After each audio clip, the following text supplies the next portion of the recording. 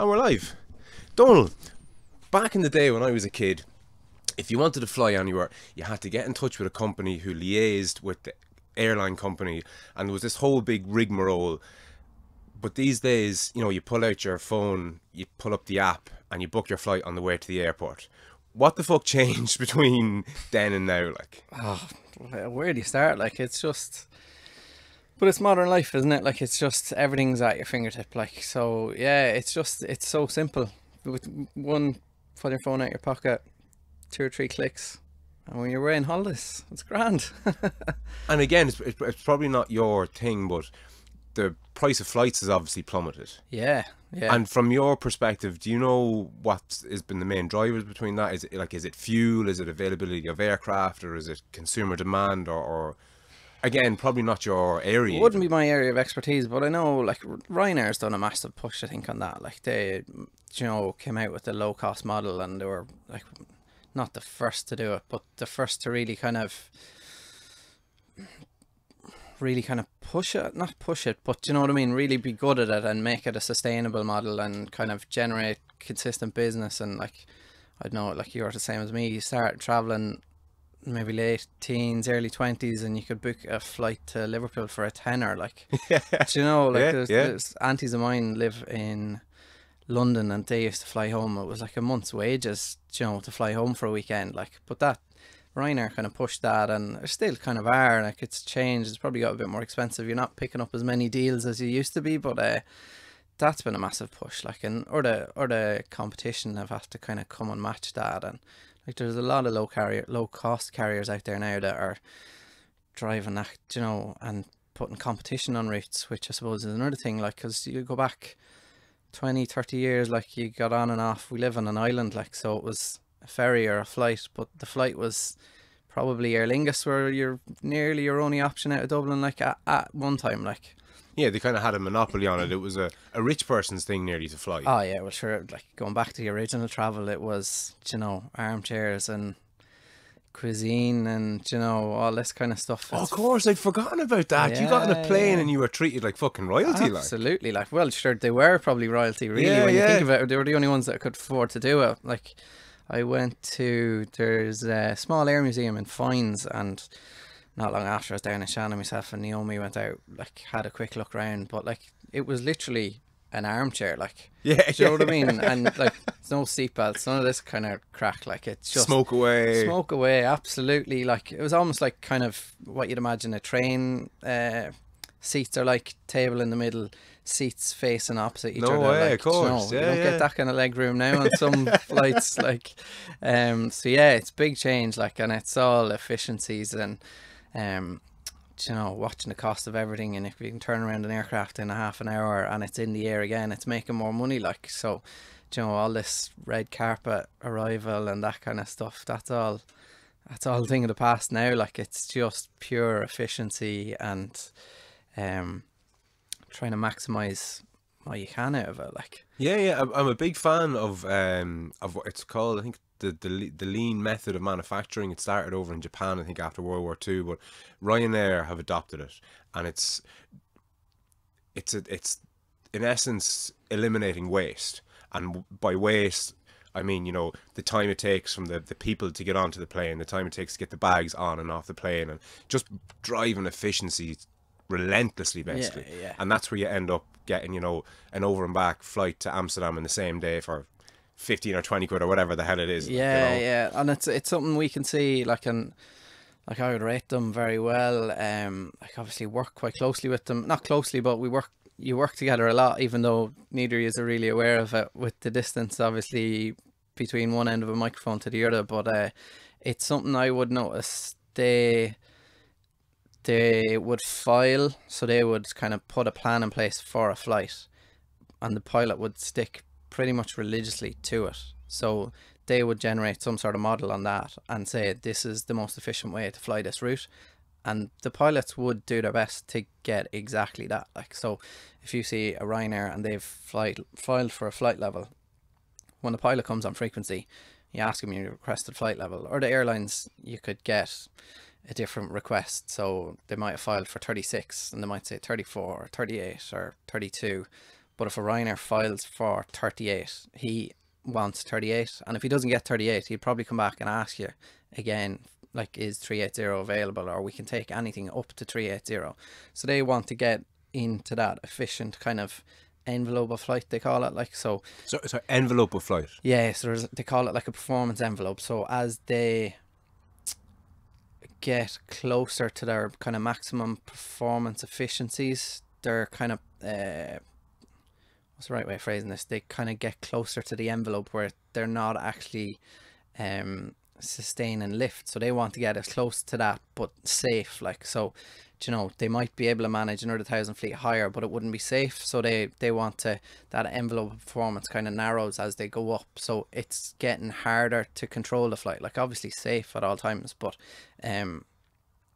they want to get up as efficient as possible. So the higher they can go, it makes them as efficient as possible. So when you, sorry to cut across you, but when you say efficient as possible, you mean on fuel, is it? Or, yeah. So they essentially want to glide onto the runway, is it? Or no, it's more like in their en route phase of flight. So if they filed for, we'll say 36, and they only got to 34, they would probably be burning more fuel at the lower level, and the closer they get to that sort of optimum level, the more efficient they get, like. Right. So and you will see it as well, like, so they get airborne and they might stay at 36. The 36 being 1,000 feet? Yeah. Okay.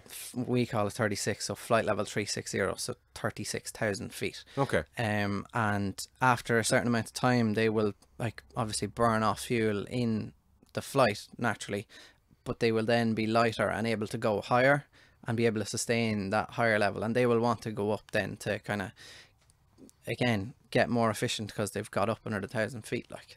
And as a rule of thumb, the higher you are, the less it costs to propel you yourself, or how the exact math, it's the air gets thinner, the drag is less because the air is thinner, and it just cycles on. Jet engines perform more efficiently at higher altitudes, and that's it. If they can perform more efficiently, they burn less fuel, less drag, you're probably going faster, and that just leads into a kind of vicious cycle of less fuel burnt, more efficient, faster, which is everything you're trying to get out of an airline or a plane at the minute. Like, it's all, a lot of the developments are kind of trying to push that technology to make it more efficient, make it cheaper, drive down prices, make it safer as well, is a big part of it. But the airline are looking at a bottom line, really, like. They're that's what's driving there, to try and make their business model work, like. Yeah, of course. You just have me thinking, like, as part of your training, do you need to know anything about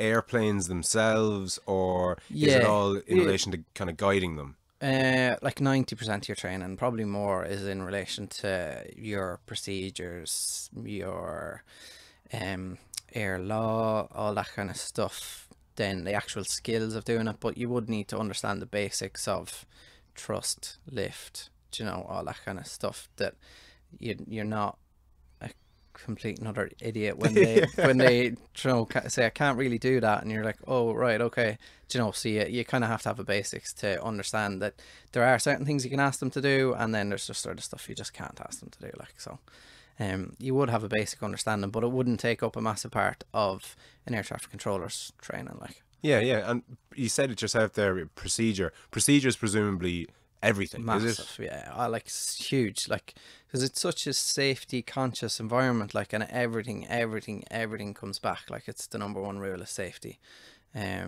Safety, expedition, and efficiency, and in that order is kind of the golden rule of air traffic control. So make it safe, try and make it efficient, and then you make it quick as possible, or expeditious as possible, and after that, like. So.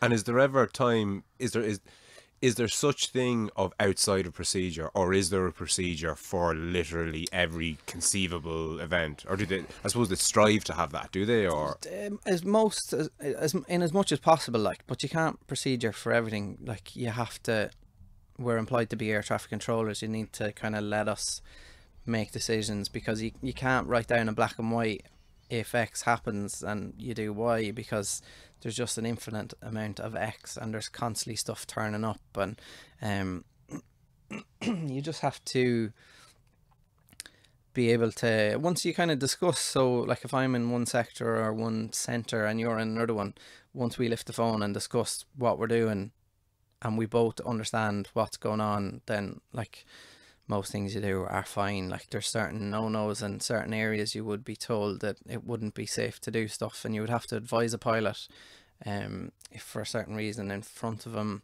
there might be CBs, so cumulonimbus clouds thunderstorm, he's not going to fly through that. But if you tell him off to his right hand side there's a danger area active, he's not going to want to fly through that either. Like, and I couldn't tell him to fly through either, but he's in the air and he has to go somewhere, so then he needs to start making a decision what's his best option and stuff. So it's you wouldn't ever kind of put somebody in danger, but you would try and keep them like aware of what's going on around them, so they might need to make a decision. But like number one, like everything is kind of safe, and you would try and not have them boxed into a corner where there was only two options and it was one of them. You would try and have something else to kind of help them out or get them out of that situation. Like, Yeah, of course. You said there, I think you'd be talking to the other centres. Is that what you said? yeah. That's So it's other airports, or not really so much airports. So like it's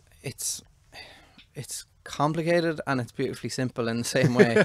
And like I could spend probably 2 hours trying to describe how it all works. Like, but well, give me the child's version, basically. Do you know, the kind of way, like, is if there's such a thing? well, I suppose the simplest way, like, so there'd be, so an aircraft wants to fly to London, so Okay. on the ground they would file a flight plan. So they would, let's say, just leaving Dublin, say.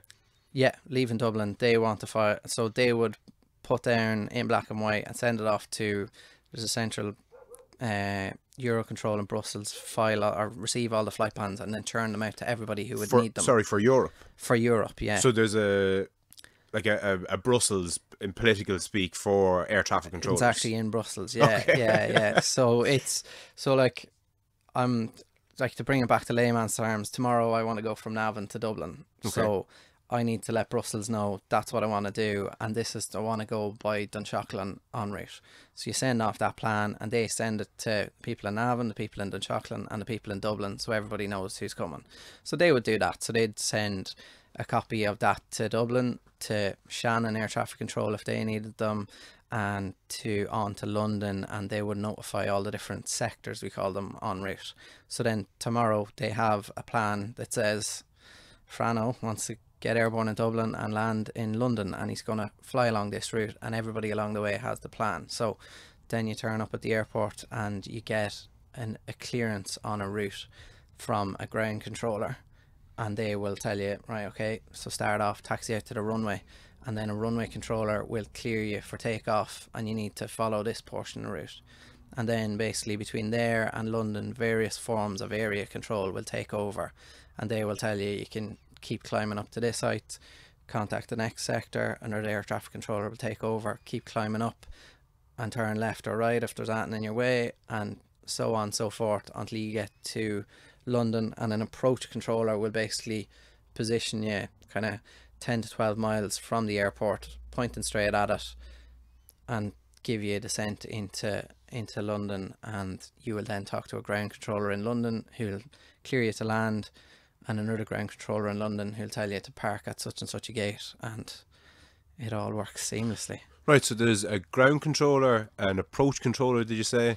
Yeah. And I would have thought that you were an air traffic controller, or is that... Yeah, we're all air traffic controllers, Okay. really. So Okay. it's a bit kind of like a driver's license. Everybody has a driver's license, but some people could drive a bus, some people could drive a car, some people could drive a truck, and you will get different training, or slightly different training, depending on where you're working.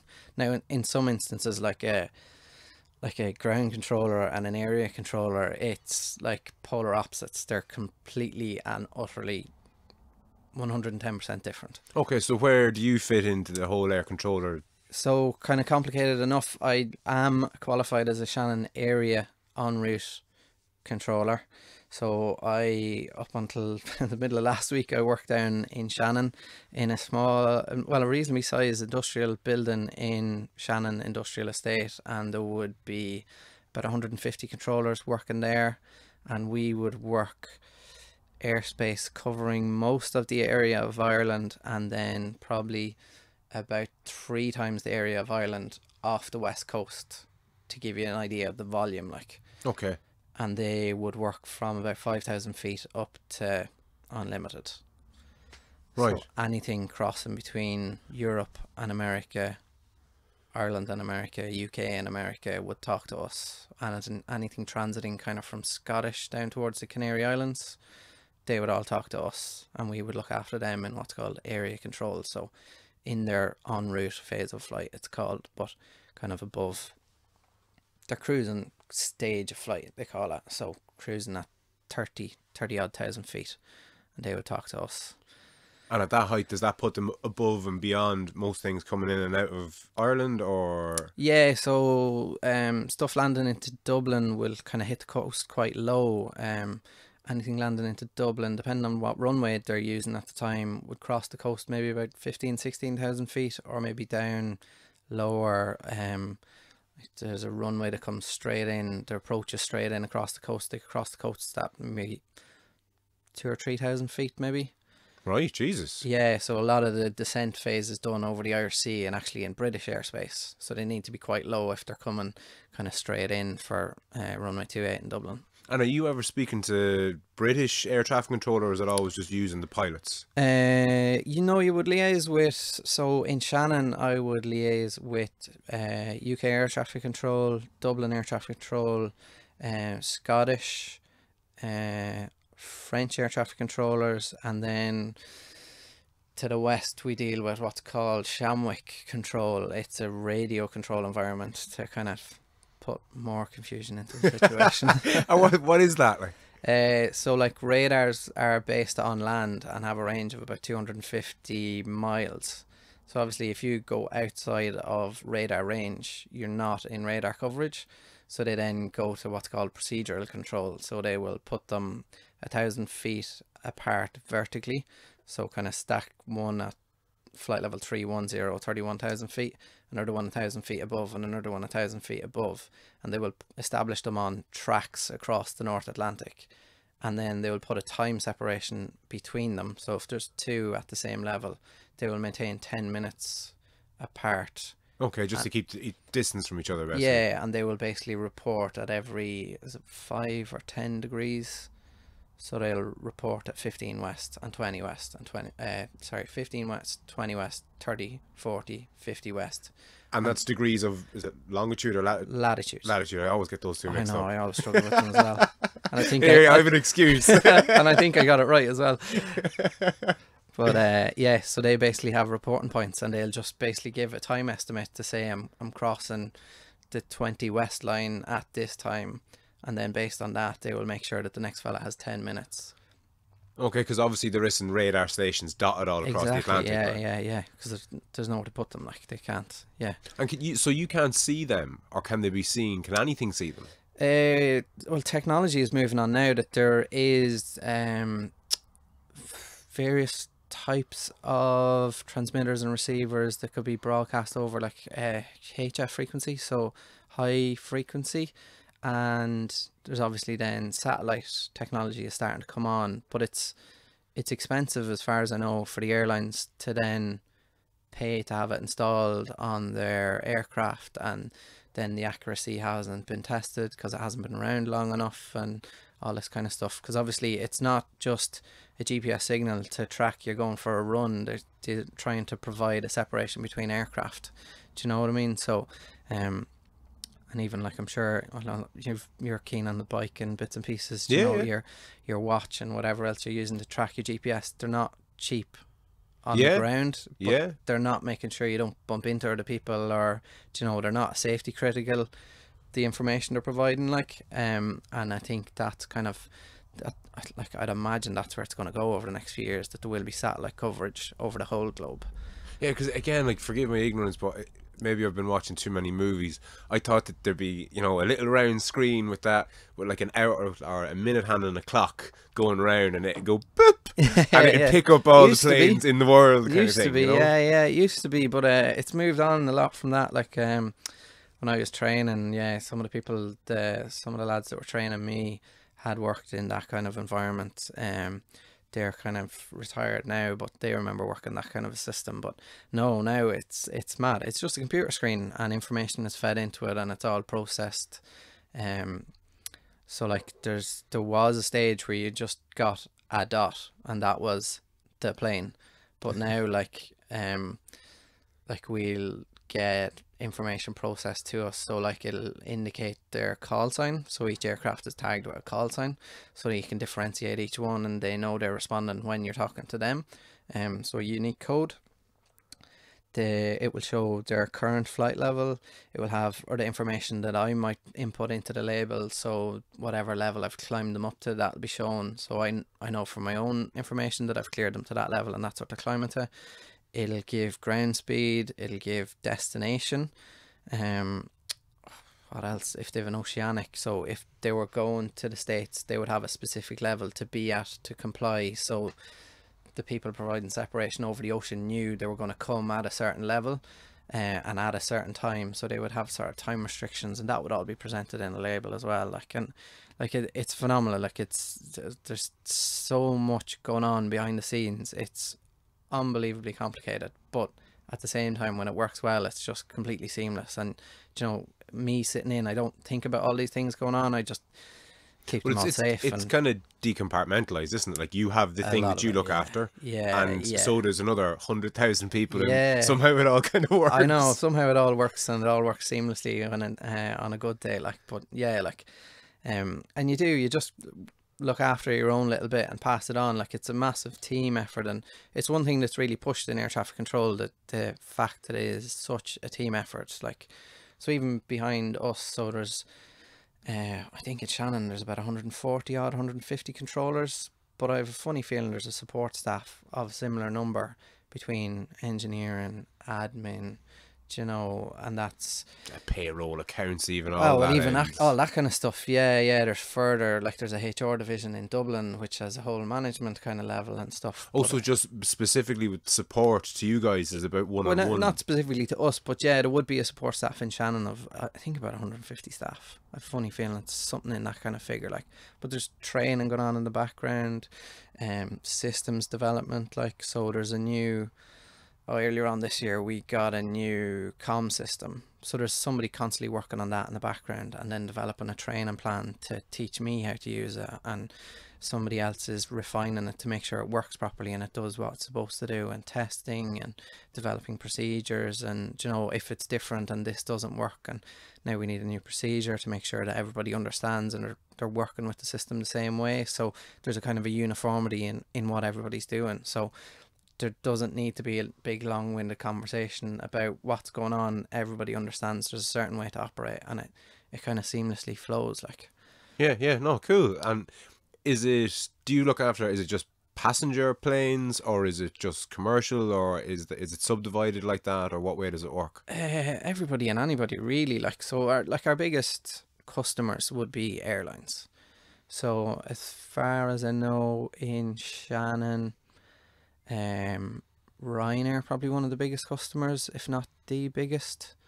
Like, I think they're thereabouts. I'm not sure if it changed recently, but they were the biggest airline in Europe, kind of aircraft wise, flights wise. Like, it's phenomenal. Like, and you know, you kind of get used to. It's funny, like, we see lots of aircraft flying. So the Lufthansa's fly in and out of Germany. British Airways fly in and out of the UK. Aer Lingus fly in and out of Ireland. Ryanair fly everywhere. Right, you know, they will fly in and out of Ireland, in and out of the UK, in and out of Scotland. It doesn't matter to them. They will just, if there's business, they will go and set up a route, and like, what about it? It's just fine, you know. Whereas a lot of the other carriers, I suppose, the way it started off, they were probably owned by, you know, they were government funded and that kind of when they all started off, they were, of course, subsidized, and it just trends continue, and then they don't, you know, branch out or whatever. But it's mad, you know. So they're probably one of our biggest customers. But you do see everything, like from kind of small biz jets or private aircraft, you know, small maybe 10-15 seater aircraft that I don't know who owns it, but you know, it's my private plane that brings me to the Caribbean from a few days off and stuff like that. Like, you do see that side of life. Don't know any of them now, but Most of the pity. yeah, I know, but yeah, you do see that kind of stuff. Anything then down to your small private Cessnas going for a kind of weekend flight, you know, It's kind of like your hobby the flights equivalent now. to someone with a yacht, or not even a yacht, but a boat A on the pleasure harbour. boat, yeah, that kind of thing. Is it? Are they equivalent thereabouts? I have no idea. Cost wise, you mean? Like, I've But no, no, but just it's just they're a hobby pleasure for them. planes, like Yeah, so, yeah, yeah, yeah. yeah. No, there's no business. It's just they'd like to fly, and that's how they spend their weekends. Some people get out on a bike, or some people play golf, and And so here's one for you: if I have a plane and a little runway or whatever, and I want to fly around my area or fly to another airstrip somewhere, do I have to contact you guys, or what way does no. that So work? like it's again kind of quite simple and quite complicated. There's different classifications of airspace. So up to about 5,000 feet in Ireland, if you wanted to get airborne out of the field behind the house, go for it. And it's called VFR, so visual flight rules, and the onus is on you to be looking out the window and separate yourself from And not bump into another plane. not bump into somebody else from Navan doing the same thing, like Yeah.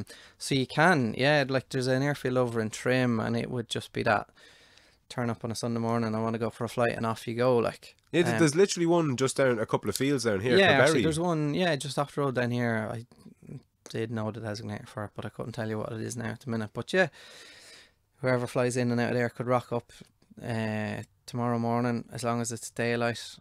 Visual flight rules, they can see where they're going and they can see people around them. Off you go. There would be restrictions. They'd have to be on the ground.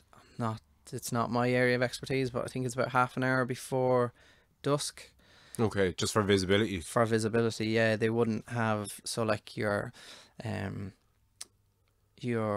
commercial jets would all have instrument flight rules. So in the dark they can fly point to point on a navigation system, Yeah. and they would all be trained to use that, whereas your local hobby guy is just looks out the window and sees where he's going, and like that, if he not sure where he's going, then he might radio into Shannon or Dublin and kind of ask for a pointer in the right direction as to how to get home. But it's old school navigation, following rivers, railway tracks, the coast, anything you can. Motorways or whatever. Motorway is probably a great one now, yeah, that wouldn't have been there, you know, a few years ago in the country. But yeah, find the M3 and then you'd find Navan, and I know I take this road out of the town, and sure, there it is. Yeah. But yeah, It's mad you were saying there that the kind of commercial pilots, they will be flying via instrumentation a lot. Is it all instrumentation? Like, do they need a windscreen? Do you know that kind of way? yeah, there is, like, and there's been a few what do they call them, accident investigation, the outcomes, and it's one good thing, like, not obviously when it's a major incident, but the one thing in our industry, if anything goes wrong, there's an investigation, and why did it happen, and Of course. basically looking into, can we change something, a procedure, a piece of technology, is there a fault in something we're doing to make it better and make it safer. But yeah, there has been accidents where something has happened in the cockpit and both pilots get distracted, and we call it heads down, so they're basically looking at their documentation, their instrumentation, and they're not actually looking out the window, and the danger is out the window, like, that could be avoided if, and I think, I'm not a pilot, but I'm aware that there is a change where there's constantly now one pilot is heads up, so one pilot is actually looking out the window to see what's in front of them, because you can become reliant, like, you know, no more, I don't know if you have a sat nav, but Yeah. Oh no. Yeah. You get lost in that fucking thing. stop, you just switch off and kind of, you're there and you're kind of like, what way did I actually, you know, or if you try to drive it the next time, you're like, don't really know here, and put the sat nav back on because I don't actually know where I was going, because you do yourself sometimes go into that autopilot when you're driving the car, listening to the radio, chatting to the missus, whatever, do you know? Yeah. So it's a big thing that, yeah, all the instrumentation is there, but not to be over reliant on it, like, and to check everything and double check everything and question lots of things. Like, that's a big thing in our industry, is checking and double checking. So if I've given an instruction to a pilot to climb, and I'd say climb flight level 210, and I don't hear anything back, I have to go back in and ask him to read it back to me, and that's my way of knowing, one, he heard that I told him to do something, and two, he read back that he's going to do what I told him to do. Yeah. because otherwise, you take down a phone number and you get a digit wrong, but that reading back of the phone number eliminates that, because now I know, yeah, and I've said the right thing as well. It's a check on myself. So you throw out a phone number and then go, oh no, that's actually not my number. Do you know what I mean? So you can have a slip of the tongue and make a mistake, but that's a cross check on that from both sides. But that's quite a big thing with us, to double check everything and make sure everybody's on the same page. Like, Yeah. And coming from Shannon to Dublin, obviously a big jump. Or is different. It is and it isn't. It's kind of funny. Like, I've been checked out about 5 years in Shannon, so you're quite comfortable. You know your procedures. You know how things work. You know everybody you work with. Whereas now I'm kind of. It's like going from. Thinking about this the other day. It's like going from primary school into secondary school. You knew everybody. You were comfortable with everybody, and now you know nobody. You know nothing, and you're starting off page one of a new textbook and trying to pick it all up. And like, it is similar to what I was saying earlier. It is air traffic control, but it's a very different environment. Like, Dublin airspace compared with Shannon is quite small, but yeah, very busy. Like, sorry, you said there that Dublin airspace Shannon is quite small in comparison to Dublin. No. So Shannon airspace is enormous, and that just doesn't make sense to me. Like. Yeah, I know. So like, Dublin airport is obviously the busiest airport in the country, but the area that has worked at Dublin airport is, I don't want to say quite small, it's about the size of Leinster. So in Dublin area, you work from about 5,000 feet up to 24,500 feet over the area of Leinster. And probably a bit out to the sea as well, or? Yeah, a bit out to sea. Don't know exact mileage, but kind of halfway across the Irish Sea, just the ballpark. So picking Dublin as a centrepiece, and then a circle around all of Leinster. Exactly, yeah. Maybe kind of a 60-mile circle, 80-mile circle around Dublin. Right. Basically. Shannon works from 24,500 feet up to, officially I think it's 660 above Dublin. So they have that space. But then they have everything over the island of Ireland, west of Dublin and south of Dublin. And then down off the Cork coast, they work about 250 miles south of the Cork coast, 250 miles west of the west coast. And that's just because of radar, because we have reach of radar. Yeah, we have the radar, and like, we can talk to planes and see planes that far out. So just purely by our geographic location, we work all that area. And then the same up to kind of the northwest, about 250 miles northwest of Donegal, we would talk to aircraft up there. Like, so if you can imagine, that's massive in comparison to Leinster, like, which is what Dublin would look after. But the airport would be a lot busier now. Which airport? I'm sorry. Sorry, Dublin airport. Of course, yeah, of course. And can you put that into perspective for people? Like, do you know even roughly how many times? Like, is it twice as big, 100 times as big? Do you know what I mean? think last year Dublin was one of their busiest days was about 750 movements, they would call it. So a landing or a takeoff would be a movement, and about 750 of them in a 24-hour period. 750 a day. Jesus, okay. And they're kind of, I think, to get optimum efficiency out of their runway, they're looking at about 48 movements in an hour. I was just doing the maths to kind of do a back the napkin thing. It works in peaks and troughs, but they're kind of their busiest periods, they would hoping to be getting 48 to 50 movements in an hour. So just over 1 minute, practically. Practically, yeah. Jesus, either a landing or a takeoff. And how many runways is that spread across? That's just one runway. One runway. So one runway active at a time. So they will use one runway at a time. In the morning, they can send departures off 2 runways, but that's getting into a whole different level of complication. It's every time you ask a simple question and get a simple answer, there's a complicated one just waiting in the background. Like, yeah, of course. So yeah, about 50 movements an hour. Whereas I think last year Shannon Airport had about 50 to 60 movements a day. Okay. So Shannon Airport's quite quiet, but then Shannon Airspace had over 400,000 movements across the year. So I think it averaged about 11 or 1,200 aircraft a day through the airspace. And again, to put that in a comparison, what's the Dublin version of that? If that was 1100 in the day, what was the Dublin Well, one? you see, it's kind of different. So Dublin Airport, 750 movements a day. Okay, and then yours That was their was... busiest day, whereas Shannon, the average, I think, was about 1,200 movements a day. But that But a would... movement there isn't a landing or a takeoff, No, is so it? it would be an aircraft transiting through the area, basically. And is there, like, if you fly into that airspace, do you have to be in contact with your control, or Yeah. would one of those planes just buzz through and kind of not say anything? No. You'd speak to pretty much every aircraft, and obviously then safety and stuff around 9/11. Like if an aircraft came into our airspace and wasn't talking to us, like that would be a fairly Oh, a major big red flag. Yeah. And does that happen? Does your man fall asleep, or does the intercom not work, or you know, be- panic stations? There can be any number of reasons. What they are, you generally don't ask, but there can be any number of reasons. Like it can be just, forgot to report in, forgot to switch over a frequency.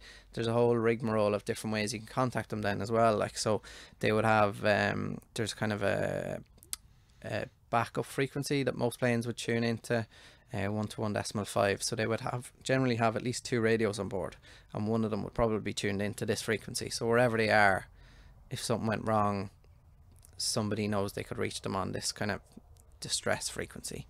Right. Like a Mayday frequency type thing. Kind of, but it's more just in case of a backup, in case like that they forgot to call us. We tried the previous and they had missed a frequency, weren't sure what the last one was. Like, I'm sure they have all sorts of procedures to go back and check, but the odd time it just takes them a couple of minutes. Sometimes it just takes them a couple of minutes. They're busy doing some sort of flight check and then they call in a couple of minutes later.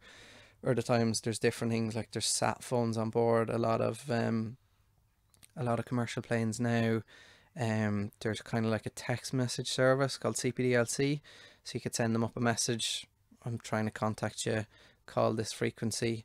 There's all sorts of ways and means of trying to get in touch with them if they didn't call in. I've never thankfully been involved in any of them that have gone beyond 2 or 3 minutes. It happens. It's not kind of an outrageous thing that you don't see. You might see 1 or 2 of them a week. Yeah, exactly. And most of the time they just call back in or whatever, forgot to switch over frequency or something simple. There's usually nothing else involved. Like, yeah.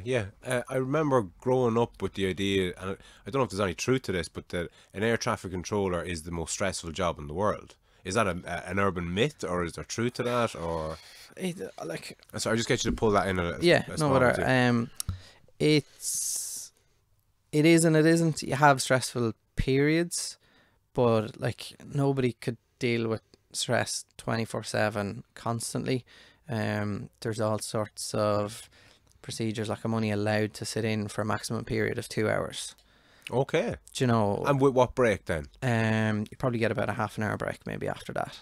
If you sat in for a full 2 hours, you'd probably get a half an hour break. But that's stuff that's stipulated. It's no different. Office workers, if they're working with a computer, I think they're supposed to have a 15 or 20-minute break after sitting in front of it for 2 hours. Right. They mightn't all do it, but obviously our safety environment, you're forced out. Like, and it would be like you would have to take a break after that kind of period of time. But like, it's not physically, like, you're not physically tired, but you do feel it. Like, I remember not long after I checked out, like, in true simulation and training, we would generally sit in and do like a 40-minute exercise, which is quite, like, it's intense. Like, and you're no more than any kind of training, you're being pushed to kind of see if you're able for this extra workload. The working environment is kind of a little step back from that, so you kind of have the extra capacity if you ever need it, Yes, the training's worse than the job, basically. Yeah, exactly. And I remember my first week or two of you're sitting in for 2 hours and you get out and you're like, just like wasted. Like, What have I signed up for? No, it's not quite that bad now. I have to be honest, it's not quite that bad. But just that kind of stuff. If you haven't been studying and you go back doing a load of studying, your brain is just wrecked, tired, like, and it just needs to switch off for a half an hour, get a break, and then go back at it. Like, you just, plus there's so many new things going on. Like, it's just, it's a mad situation. You're trying to think of all your procedures and everything that and we have what's called an on the job trainer sitting beside you, so they're basically like your coach they'd sit beside you for nearly 200 hours to kind of coach you through and make sure you're comfortable and you know your stuff. And it's kind of like it's not a final check, it's kind of more coaching. So they'll sit beside you and kind of help you out through that initial period of just kind of settling in. But yeah, like it's just you're wrecked, like, because it's kind of sensory overload kind of thing. You're just trying to take everything in and make sure you're completely on the ball with everything you're doing and you're getting everything right. And you know, there's just so much, like, it's a really fast-paced environment, even though it's quite controlled. But we'll say to the untrained, there's a lot going on, and you can walk in and you haven't a notion what's going on, but everybody around you is trained and knows, like, everybody's quite comfortable in it and knows what's happening around them and what should be happening and all that kind of stuff. But just being new into that environment, it can be kind of overwhelming. You're trying to take it all in and it's just madness. No, I fucking well believe it, like. Yeah, it's funny, like, because it is, like, it's quite calm and controlled, but like there's a lot happening, like. Yeah, but I would imagine that you fit the bill of your kind of typical air traffic controller. You don't strike me as somebody who's very kind of jittery or gets upset easily. You're fairly grounded.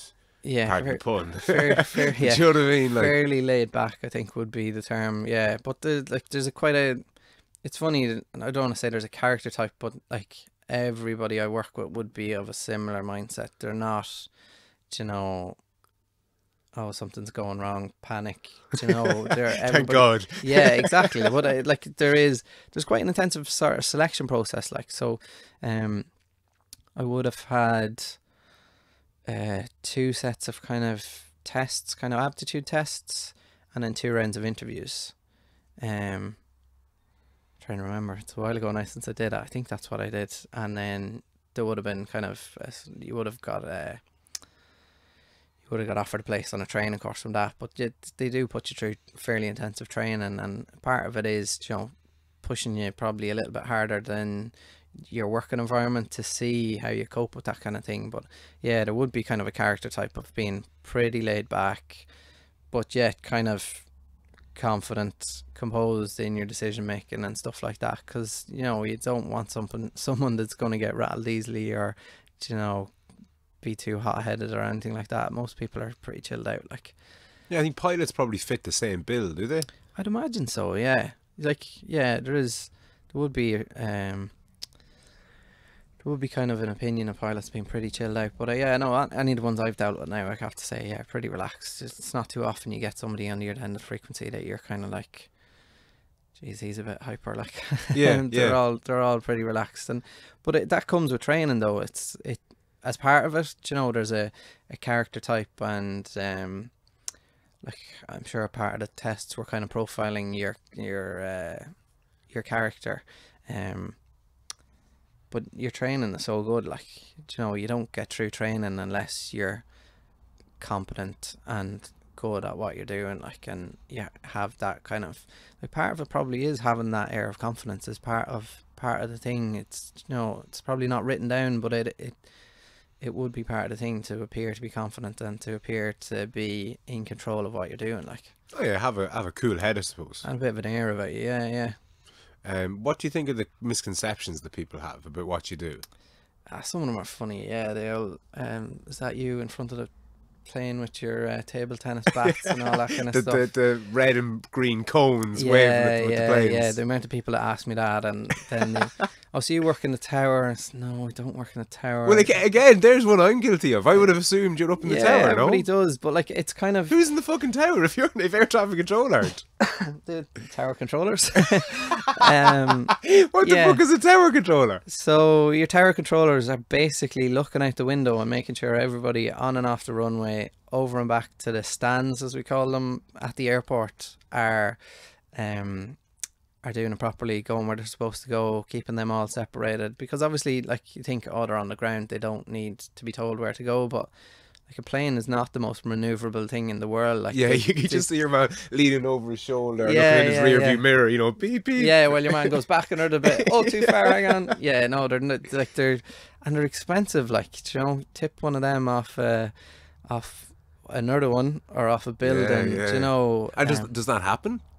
I'm sure it does. I Not on your watch. Not on my watch. No, Oh. I'm up in the air anyway, so I don't have to deal with any of that now. But yeah, accidents happen. Do you know what I mean? Like it's highly safety conscious, but accidents happen. Like you can put all the protection you want.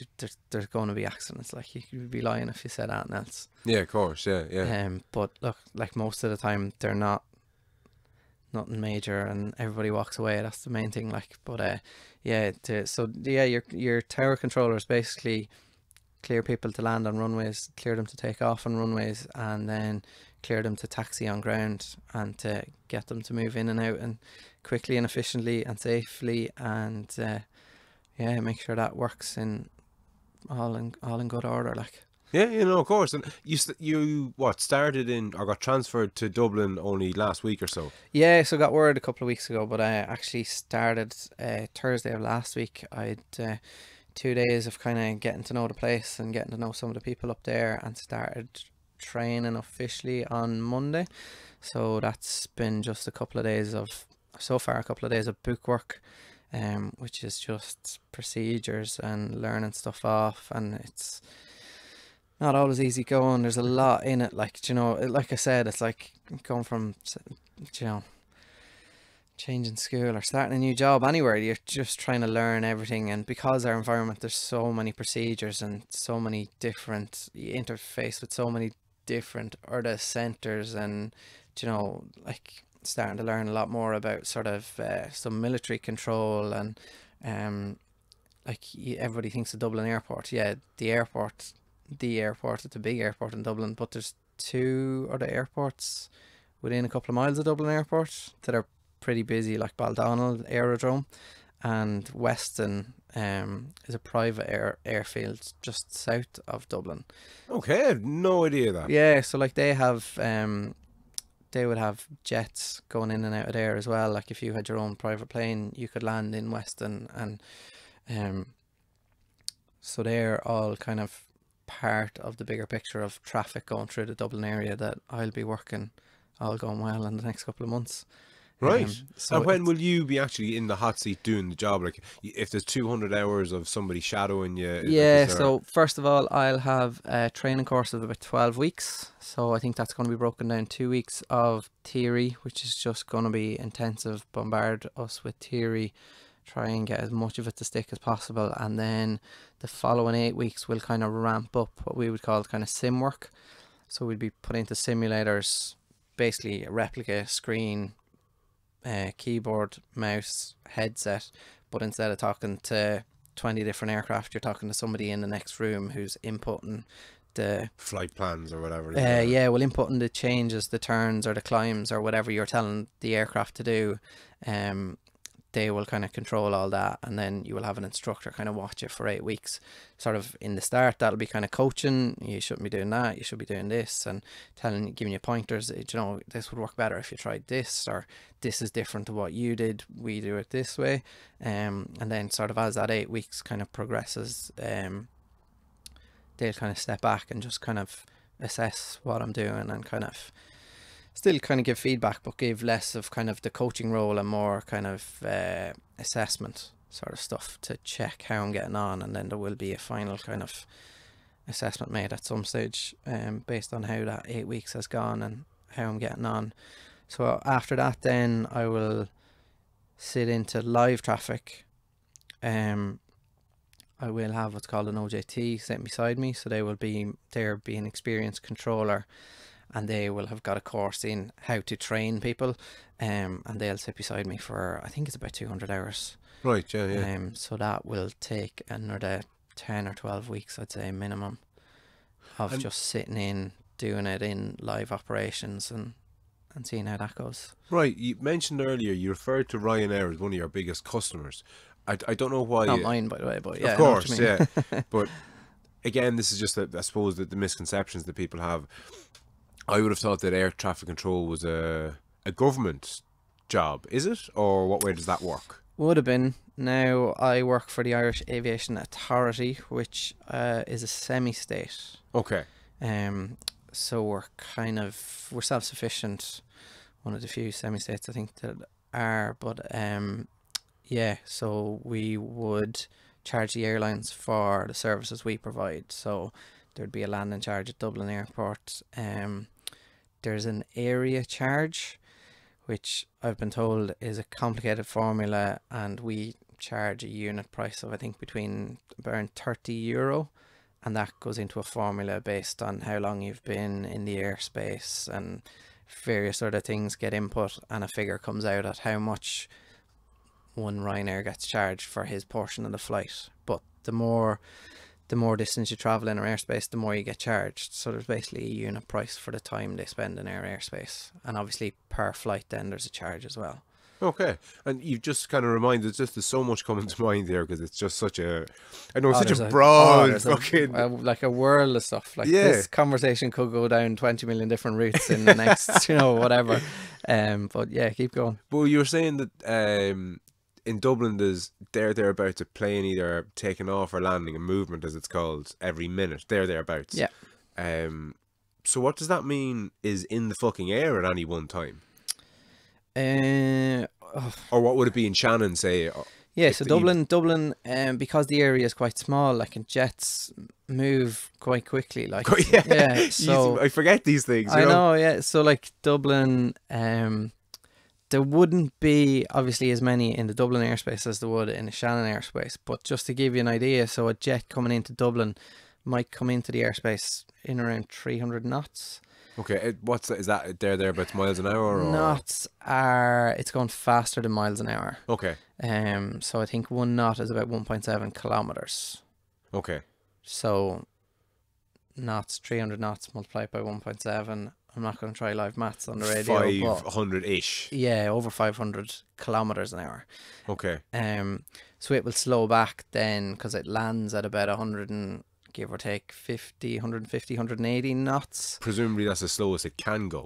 Yeah, so it slows right down for approach. Like, not quite as slow as it can go, but probably not far off it. Like, Yeah, so yeah. for obviously a safe and a soft landing, they want to have time, so they don't want to be coming in too fast. Like, so yeah, they would fly in, could take them maybe 15 minutes or so from kind of crossing into the airspace on a long arrival to actually kind of touchdown.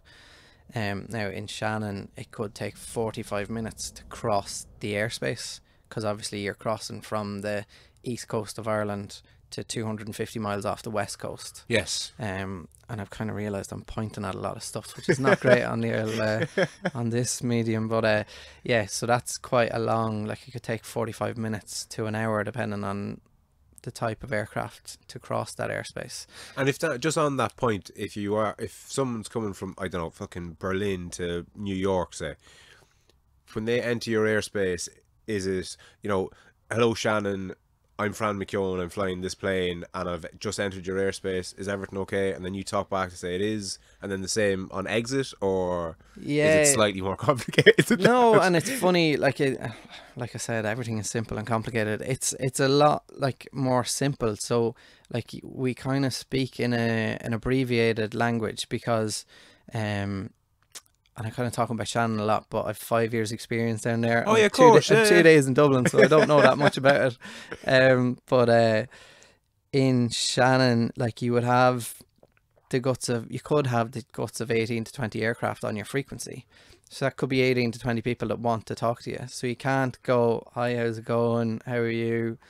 Having a good day? I'm Yeah. heading this way. So they just real basic call in with the call sign, the flight level, and they might say where they're going, and they might follow that up with if they had a request. So like Aer Lingus are abbreviated, they're called Shamrock. So Shamrock 123 direct Dogal flight level 320, and that's it. And I would say Shamrock 123 identified continue direct Dogal, or clear them to a different point, tell them to go somewhere else if that's what I want, depending on what I wanted them to do. So it's real kind of abbreviated and short, and that creates so much time then on the frequency to get other stuff done. So then you might talk to another plane and tell him to climb, and it's then almost as abbreviated. So Ryanair 123 climb flight level 340, and he will just read that back, climbing flight level 340 Ryanair 123. And that, it's real short and abbreviated kind of language, but it's also then it makes it easier for non-native English speakers to pick it up, because it's English is the universal language. English is is the universal language, which is good because I'm brutal at languages. Like, but yeah, English is the universal language, and it's only kind of when you develop experience, but you're actually listening out for just key pieces of information. So like, if a pilot did call in with a long-winded kind of call in and whatever, you're really, your ear is tuned to pick out the key pieces of information that you need, and you will retain those, and you will disregard if he's giving you stuff that you don't need or information you're not excuse me, needing at that particular moment. You just kind of disregard it and tune into some of the stuff that you do need. So it's really kind of weird. Sorry.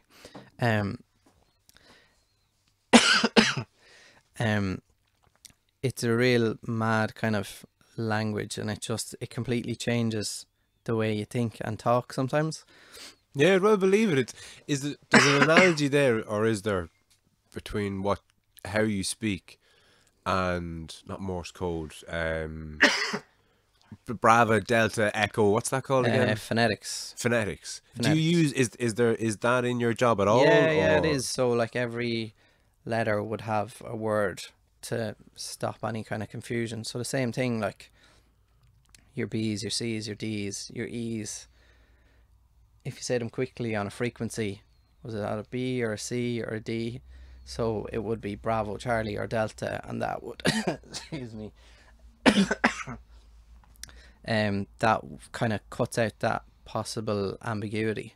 So that's used all the time. So go back to kind of the initial thing there, Shamrock 123, clear direct Dogal, and you go Dogal, and you go, yeah, Delta Oscar Golf Alpha Lima, and spell it out for him, and he'd go, yeah, Dogal, great, and off he goes. Like, he would read that back properly in kind of aviation language, but that's sorry.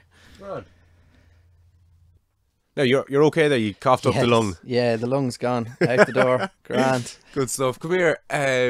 Before I fucking forget, what was the story with the Russian bears? And do I even have that right? Was it bears? Russian bears, yeah. So the bear thing, it's just an aircraft type that Russia have, military aircraft. They appeared on primary radar off the south coast of Cork, I believe. And sorry, primary radar being... Sorry, yeah. So this is classic. So a simple question, complicated answer. So there's like secondary radar is what's used and has a range of 250 miles. It's lower energy consumption, so it works efficiently on that distance. To try and get a primary signal, the amount of energy you would have to send out that far to get a bouncing signal to come back. Okay. So primary sends out a signal, sees you there, bounces off you, and picks up the return signal. Yes. But a secondary actually dialogues with something. So it sends out a signal. There's a system in the aircraft which picks up that signal and actually sends a signal back to it.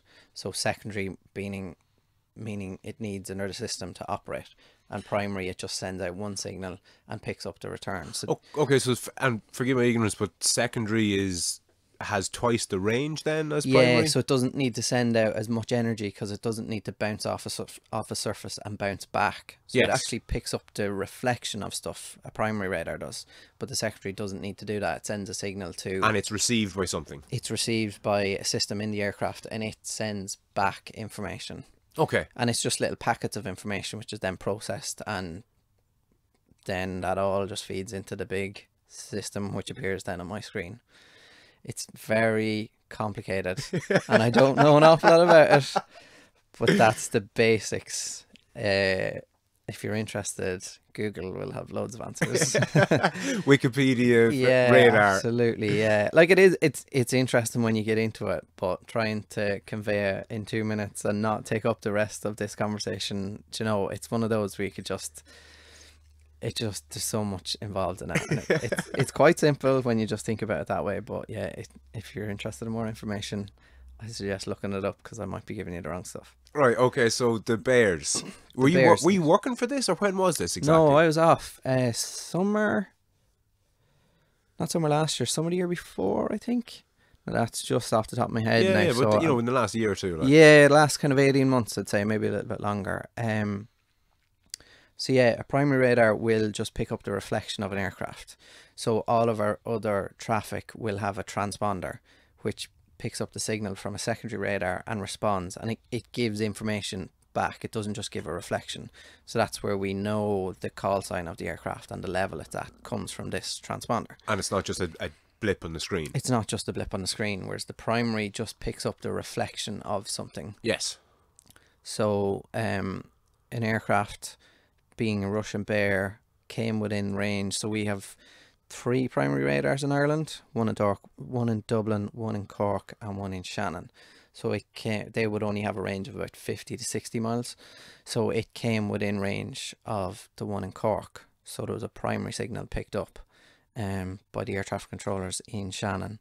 Now, I believe, I wasn't there that day, but I believe UK military were already aware that this was happening, and they had scrambled jets. So to keep it, to give you a brief insight, so 12 miles off the coast of Ireland is international waters, and anybody can, you know. And that's airspace as well, or is it? Yeah, no, so like, I mean, 12 miles laterally off the coast, all that airspace is international. It's not, you're not encroaching on Irish territory, so they didn't actually encroach in over the lands of Ireland, so they didn't infringe on Ireland as such. They came into Irish airspace. Okay, and how far out does Irish airspace go? So it, as I explained earlier, then it's Irish airspace 250 miles off the west coast. Okay, sorry, for a second there I thought you meant it was 12 miles off the coast. No, so like, that's for a plane, that's yeah, blip, like. yeah, absolutely. So that's like the territorial waters, the same as being in a boat. Once you go 12 miles, you're in international waters. Yes. In the air, same thing, once you're more than 12 miles off the coast. So they didn't infringe on Ireland as such, but they were in Irish airspace. They never went in. We're obviously neutral country, so we tend not to get involved in stuff like this. Plus we don't have you know, anything to use if we do want to get involved. Don't pick a fight unless, you know, you're going to be at least competitive.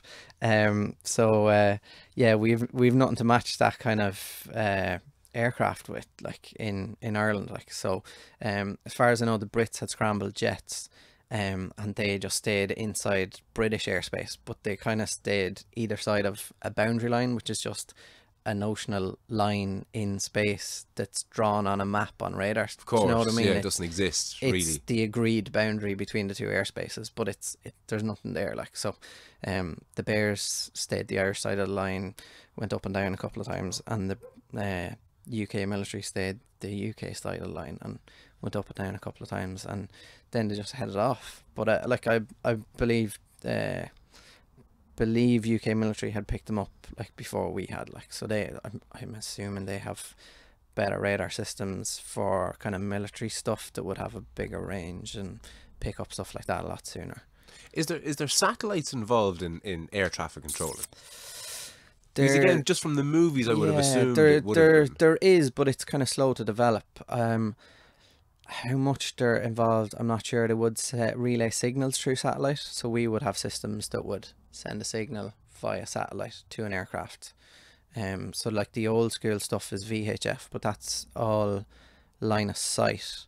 So once they go beyond the curvature of the Earth, or once they go beyond a certain distance of the radio sight, they're out of coverage. And what kind of distance is radio sight? Because our visual sight is this. What is it? Is it 10 miles to the horizon or something like that? Something like that, yeah. But given that you're up at such a height, yeah. So radio coverage, I think, would be in the range of 250 miles or something like that. Okay. And I think it's curvature of the Earth then rules them out. So like if they're at 260 but they're higher, you might pick them up. Right. But if they're at 240 and lower, you might not. Do you know what I mean? Yeah, so yeah. it's not an exact science, but that would be kind of where you'd be looking. But yeah, satellites used. How extensively, I'm not sure. I know Ireland have got involved in a satellite tracking system. So like the MH370 and stuff like that went missing. Ireland have developed a system or in partnership in developing a system which would provide satellite coverage for planes. So if for any reason a plane went missing, it would record the last known position, so there would be a GPS signal for its last known coordinates. Right. Which like at the time when the MH370, I think is the right number, went missing, that wasn't available. And then obviously they were kind of going, well, it was kind of here when it went missing, but like kind of here for a jet moving at 6 or 8 miles a minute. If you're not entirely sure when it disappeared, that's a lot of ocean. Yeah. Plus then currents and wind and, you know, off track, then it could be, you know, like a massive area, like, you know. And it's funny, you kind of look at planes, and in the greater perspective of an airport, some of them are quite small, and then you end up beside one of them and you're like, this is massive. Yeah, of course. And this is one of the small ones, like, you know. So some of the figures can be kind of hard to wrap your head around, like. And just on that, on the different kind of sizes of planes that you'd be dealing with, presumably you have to give different instructions to bigger planes. Like, I'm just thinking in my own head, you telling the pilot, okay, come in at this height, and him coming back to you saying, you know, that's impossible. How the fuck am I supposed to turn this big giant thing around in what you're saying? Yeah, and that's probably some of the basic aircraft training that you would get. So you wouldn't expect an A380, one of the biggest planes, to turn in as tight as a smaller 737, kind of what Ryanair are flying. But they're just different, and that's part of experience and building that up, that I just like now know there's certain things planes will and won't do. And turning, not so much. Like in en route, you're not really expecting big turns because it's such a big area that we're actually kind of doing small turn early. You know, if you've two kind of crossing at the same level, you'll turn one of them a small bit early. I say early, you're talking 60 or 70 miles away. Give it a 5-degree turn, he'll miss them by about 5 miles. Yes. Do you know, they're two that are kind of look like they could be bang on crossing each other. A 5 or a 10-degree turn at 60 miles, the problem is sorted. But in what Dublin are doing, like Dublin area, the stuff I've been looking at for the last sort of few days, like, it's just, they're so much more maneuverable, but they're slower as well. So it's like, if you kind of compare it to a boat, a big massive ocean liner full steam ahead in the middle of the ocean, it's not going to turn quickly, whereas a speedboat in a harbour, it's an awful lot more maneuverable. Of course. There is that kind of thing, but that's just kind of building up an experience and an appreciation.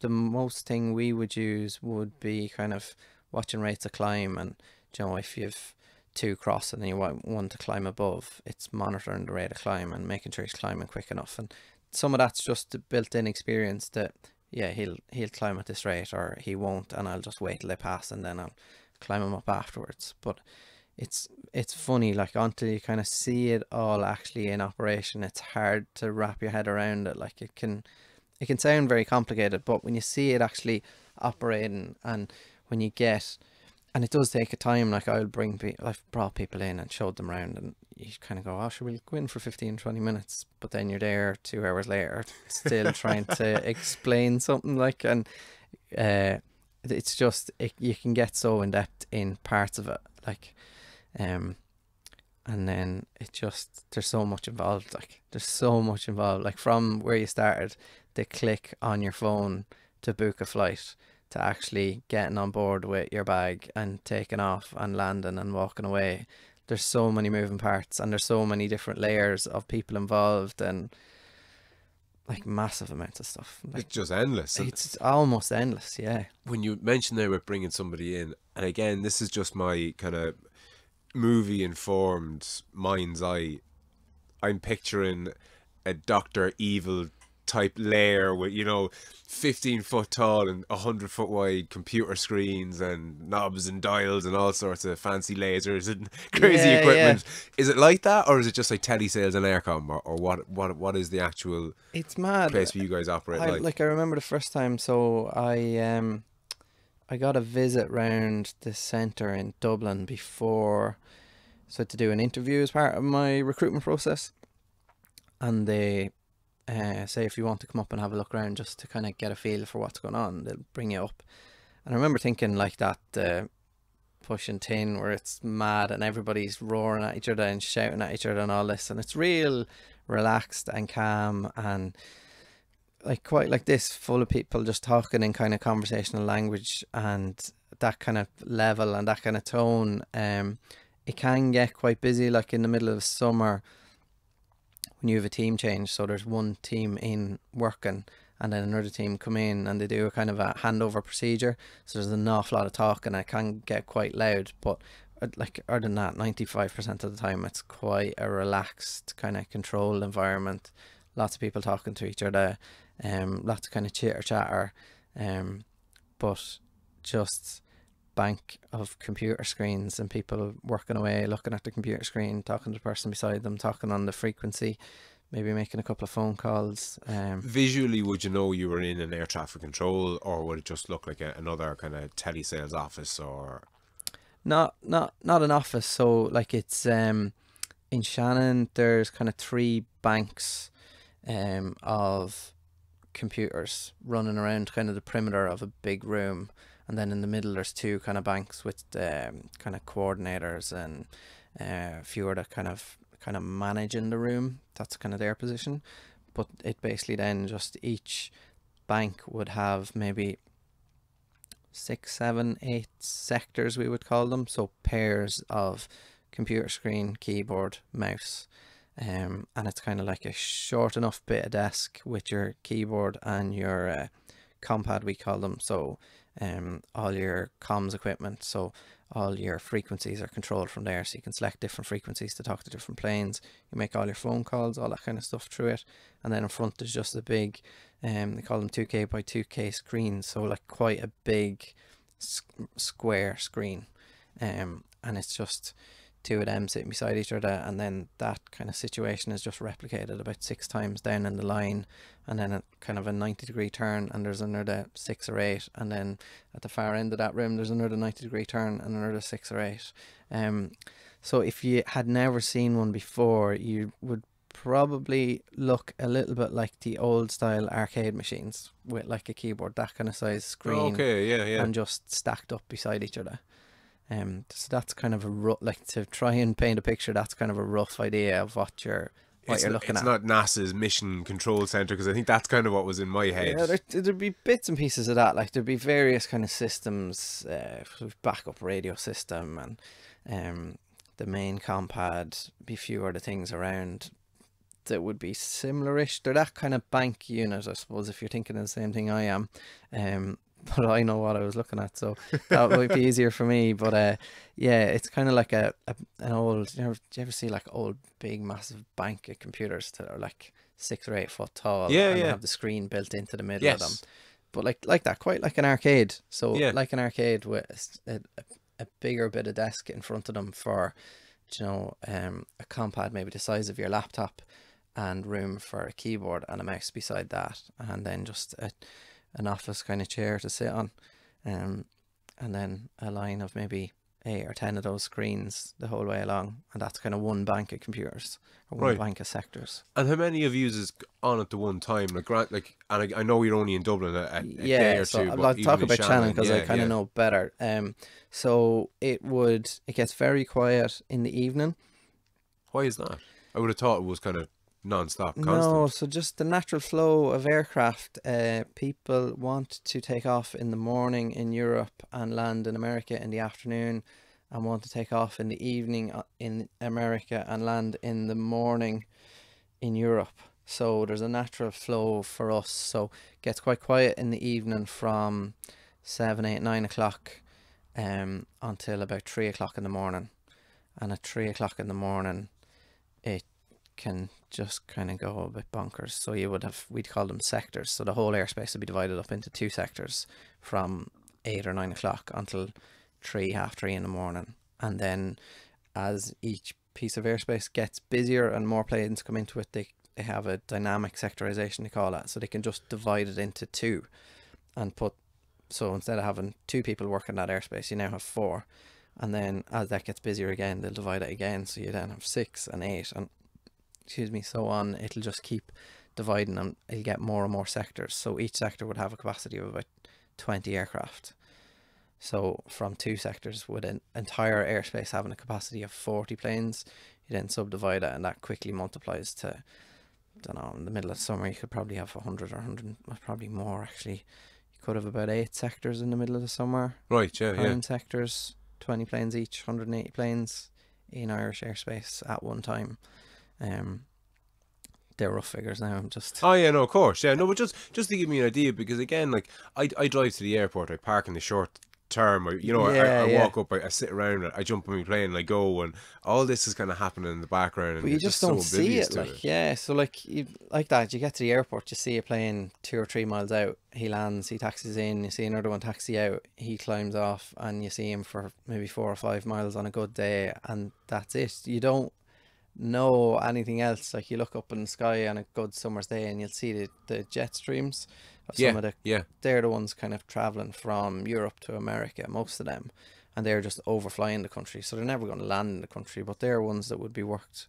We would work in Shannon, and like that. Then on a busy summer, yes, sorry, on a busy summer morning, there'd be plenty of them. Like, so from 3 o'clock, planes start coming across from America, and it just gets busier and busier up until maybe about 8 o'clock in the morning. It will kind of lull, and then about 10 o'clock, all those planes have landed, refueled, got new people on board, new flight crew, and they take off and start going back to America. So from about 10 o'clock until 3 or 4 o'clock in the afternoon in the summer, it can be bonkers again, and the same kind of situation, and then it will die off for the night. Like, yeah, yeah. No, no, of course. No, it's just the whole thing is just fascinating. And between like, is there you're dealing with cargo and military, military? What like yeah. the passenger cargo military? Is there ones that I'm missing or?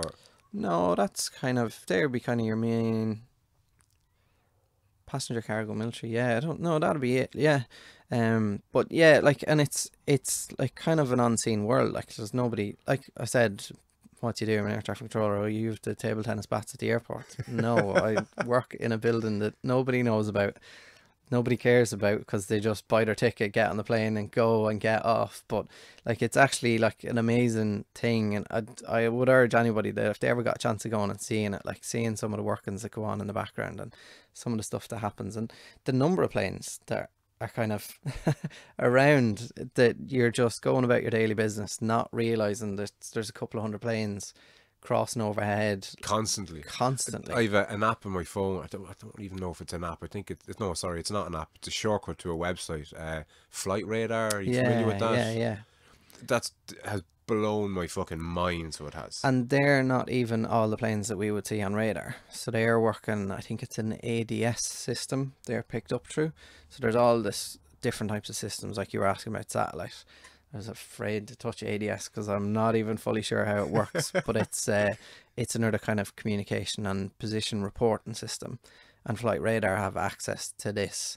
There's a broadcast system and a contract system, and they have access to one of them, but not both of them. So there's other planes Up there that isn't on what I'm looking at. isn't on what you're looking at. Yes, you're probably getting I don't know, put a figure on it, maybe 70 or 75% of the planes. You won't see any military planes on it. Right. So they're not going to appear on it. Some of the business jets, the private jets, you won't see them on it.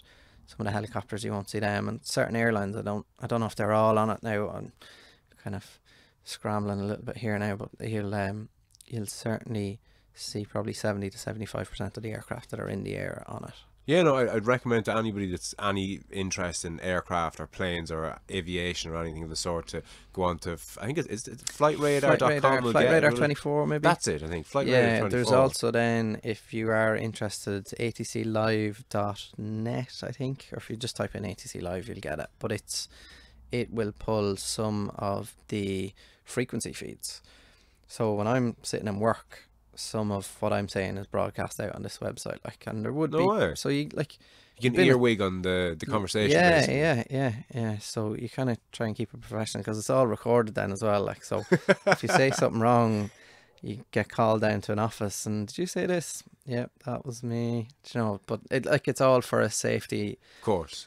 and to then do an investigation and see, did I do something wrong, or did the pilot do something wrong, or did something go wrong in the middle, and all that kind of stuff. But yeah, it's it's all recorded, but a lot of it, some of it is available on that website. But like you would see, I don't know what's it now, going in and out to Dublin, the like plane spotters along the side of the runway, like, Yeah. and they'll turn up and watch, and some of them I think are recording so each plane has a reg similar to a car, so you know you can track it from its bought to who owns it and where it went, and some spotters will track and record some of the regs they've seen and build up like a database on it, but they'll be listening in then to know, so you can buy receivers, they can just pick up the frequencies we broadcast on, and they can listen into that then as well. Yeah, yeah. But yeah, it's mad. Some of it seems completely not alien to me. Like I'm kind of like anybody, have a general interest in planes and aviation, and you know, like a lot of people growing up, you know, tractors and cars and all that kind of stuff. You just have an interest in mechanical stuff, but not to that level. Some people are like really into it, like. And would you or any of the guys that you work with get excited about certain aircraft coming into your airspace, or again is that just something that I've kind of imagined? Excited, I don't think I've ever got excited by it. No, I've never been that interested. Did have, and I do remember Air Force One traveling through. Yeah, things like that. That Like, was pretty cool, yeah. is there, like, aside from Air Force One, which is the obvious one that the American president's playing, aside from that, is there much of that going on?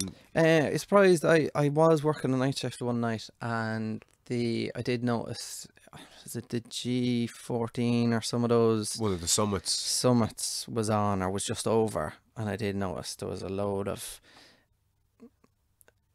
not Air Force One, but similar, I can't remember them now. Just unusual kind of activity kind of stuff. Yeah, like I don't think it was Air France 001, but it was something like that, and it was the French president, and I think it could have been a Pakistan one, or Air India one was the Indian president, and there was a couple of other ones that came through. I can't remember them now, but I do remember thinking there's a couple of world presidents, World leaders, yeah, coming through, which is kind of cool. But you really don't know. Like you could be sending celebrities or like world leaders. They're obviously different because they have a call sign Air Force One. That's the president of of America. Yes. But you've no idea who's on board any of them.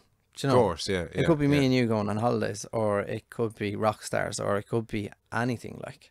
Which is kind of, it's funny when you think about it, like, but it's just part of, a bit like you said earlier, compartmentalizing, and you just do your job and you talk to the plane in front of you, and you don't think about some of that kind of stuff. But yeah, like there surely is interesting people transiting through on a daily basis, like, that we're just completely unaware of. Yeah, no, of course. With so much going on, I think most of us bring a certain amount of work home with us. Yeah. And I think arguably it mightn't be the most stressful job in the world, as there might be an urban myth about it, but it certainly is a stressful job. Can be, yeah. And you've a relatively stressful life, I suppose, more so now because of the move to Dublin. But I wanted to get chatting to you about your young lad, Oscar. Yeah. And just for the benefit of people listening, I obviously would have given you a heads up that I wanted to touch on that with you. So can you outline for people what Oscar's story is, basically, in a nutshell, say? Yeah, I will. The first thing I want to say, I have the best job in the world for some of this kind of stuff, because different to people who work and answer emails and go home and then think, oh crap, what did I say in that email, or I need to get on to them tomorrow. I do a handover work, so I'm working a sector, and when it's my time to come home, somebody comes over and you do a handover procedure, tell them what's going on, what's happening, if there's anything not working, anything unusual going on, give them information about the traffic they have, and you plug out. And it's the best part of my job, because as soon as you plug out, that's somebody else's baby. And Someone else's problem. Yeah, absolutely. Like, and it's great. You know, you don't go home and go, I wonder did that plane get, you know, to that on their holidays all right, or there's somebody else is looking after it, and it's the best part of it. So in a way, that's kind of great for home life. Like any parent, it's busy, and I know you have a new arrival at the minute, so you're kind of in the depths of it, and congratulations, obviously. Thank you. We certainly are. Yeah. 5 weeks in. It's going well. You don't look too tired now. I'm doing all right, in fairness, though. She's breastfeeding, so that takes a kind of the Workload is workload off a off bit. me, especially during the night. So she doesn't look as fresh as I might say. Yes, yeah, it's not easy, but sorry, yeah. So Oscar is 4. He is my eldest kid. I have another little girl, Robin, who's 3, and Oscar has autism. Is just the straight out way of saying it. And is there, because I've been often confused with this, I hear a lot of talk of a spectrum. Yeah, that's the best way of explaining it. So kind of people ask, oh, how far along the spectrum is he, or do you know this kind of stuff, and it's not an exact science. So there's people out there, and Adam Harris is probably a great example. Set up the As I Am charity.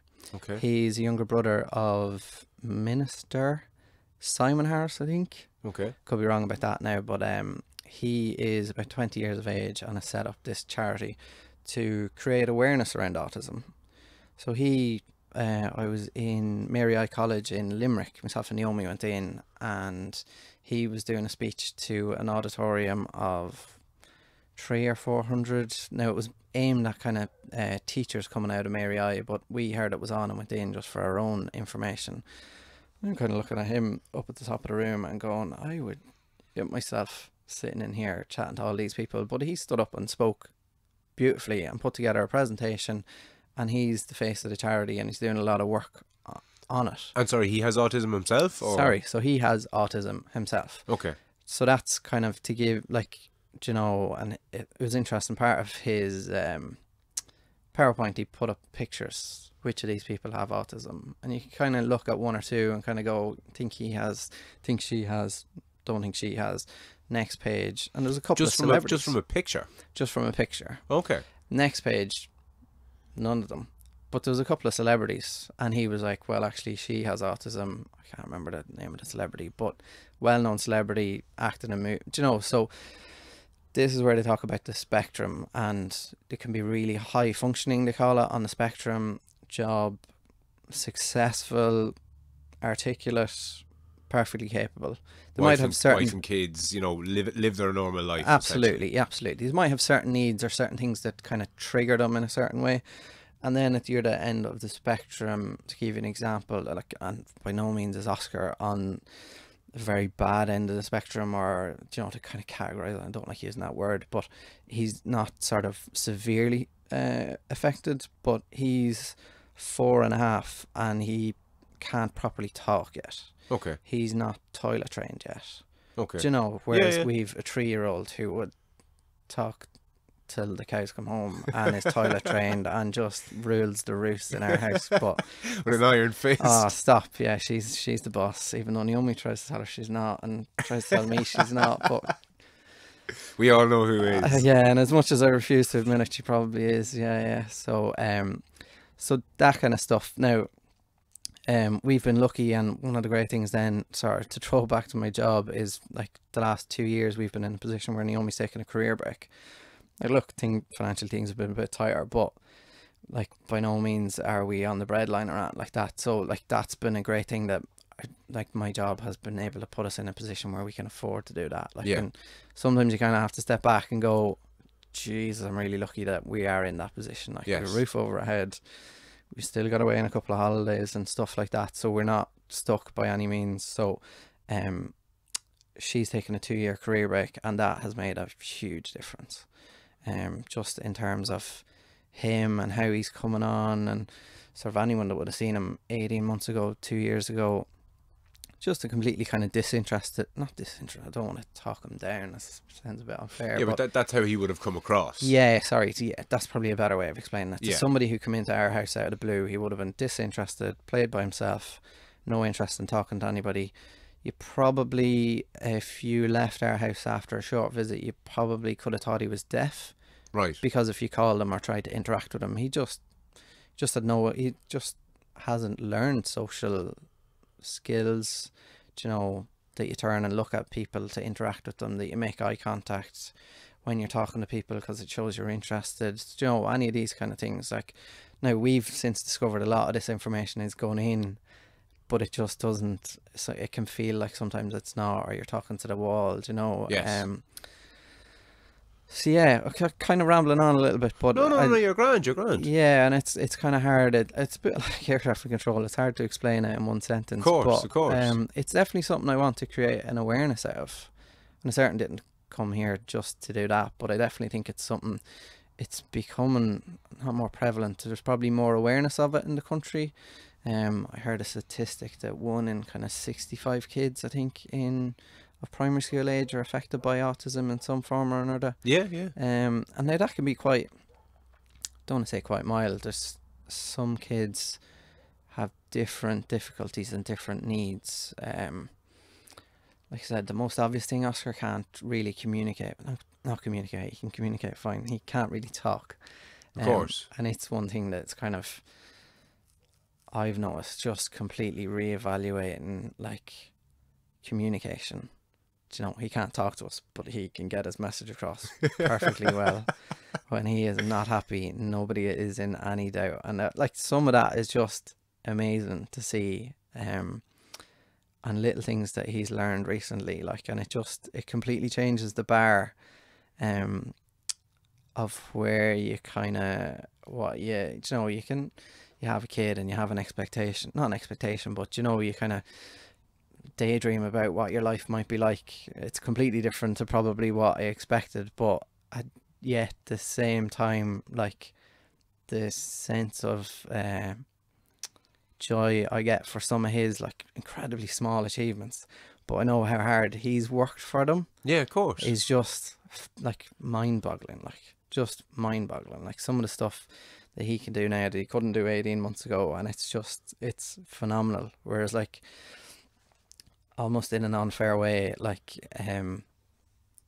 life just comes naturally to Robin. She picks up on her social skills. She's just the center of attention in a room when she walks into it. She has everybody, like she's kind of a performer, even though she's quite shy. When you like, we started bringing her to dance classes and we were like, she's gonna love these, like she's just gonna lap it up, but she's just quite shy in that new environment. She's quite young still, like, but you know, we thought, oh, she'll be, you know, doing all the dance moves and coming on, putting on shows for us, but she's still quite a shy little girl, like. Yeah. But like in Nan's house or Nana's house or over in a friend's house, she's well able to command an audience, like, and it's funny, like you just pick up on these things. It can be amazing to see how like easy it comes for some people, and yet how hard it can come for Oscar, but yet that makes some of what he does even more amazing, like. Of course. And how does sorry, what's the girl's name? Sorry, Robin. How much of it does she understand that Oscar, you know, has autism? Does she like at 3? Like my young lad is like, is she just gone 3 or is she nearly 4 or where is she? She was 3 in January. Okay. Probably an awareness that something's different.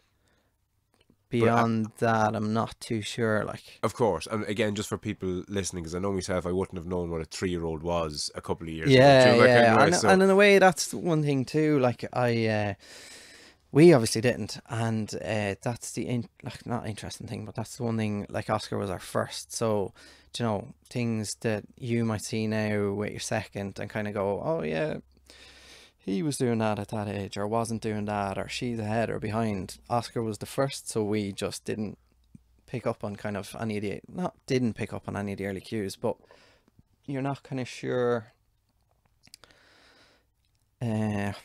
what's normal or not normal. And I don't like using those words either, but no, but you know what I mean. I think everyone knows exactly what you mean. Yeah. So obviously coming up towards his second birthday and not kind of got off point here a little bit, but coming up towards the second birthday and not kind of really making any attempt to talk, and then kind of seeing kids, you know, you're starting to do kind of play dates and starting to see kids around his age kind of trying to make not conversation attempts, but interact with each other. And interact with parents, and whereas he's quite happy kind of doing his own thing, and we're just like, guys, he's quite just a happy. bit introverted maybe, or whatever. Or like because I'd be quite quiet, shy-ish in certain situations.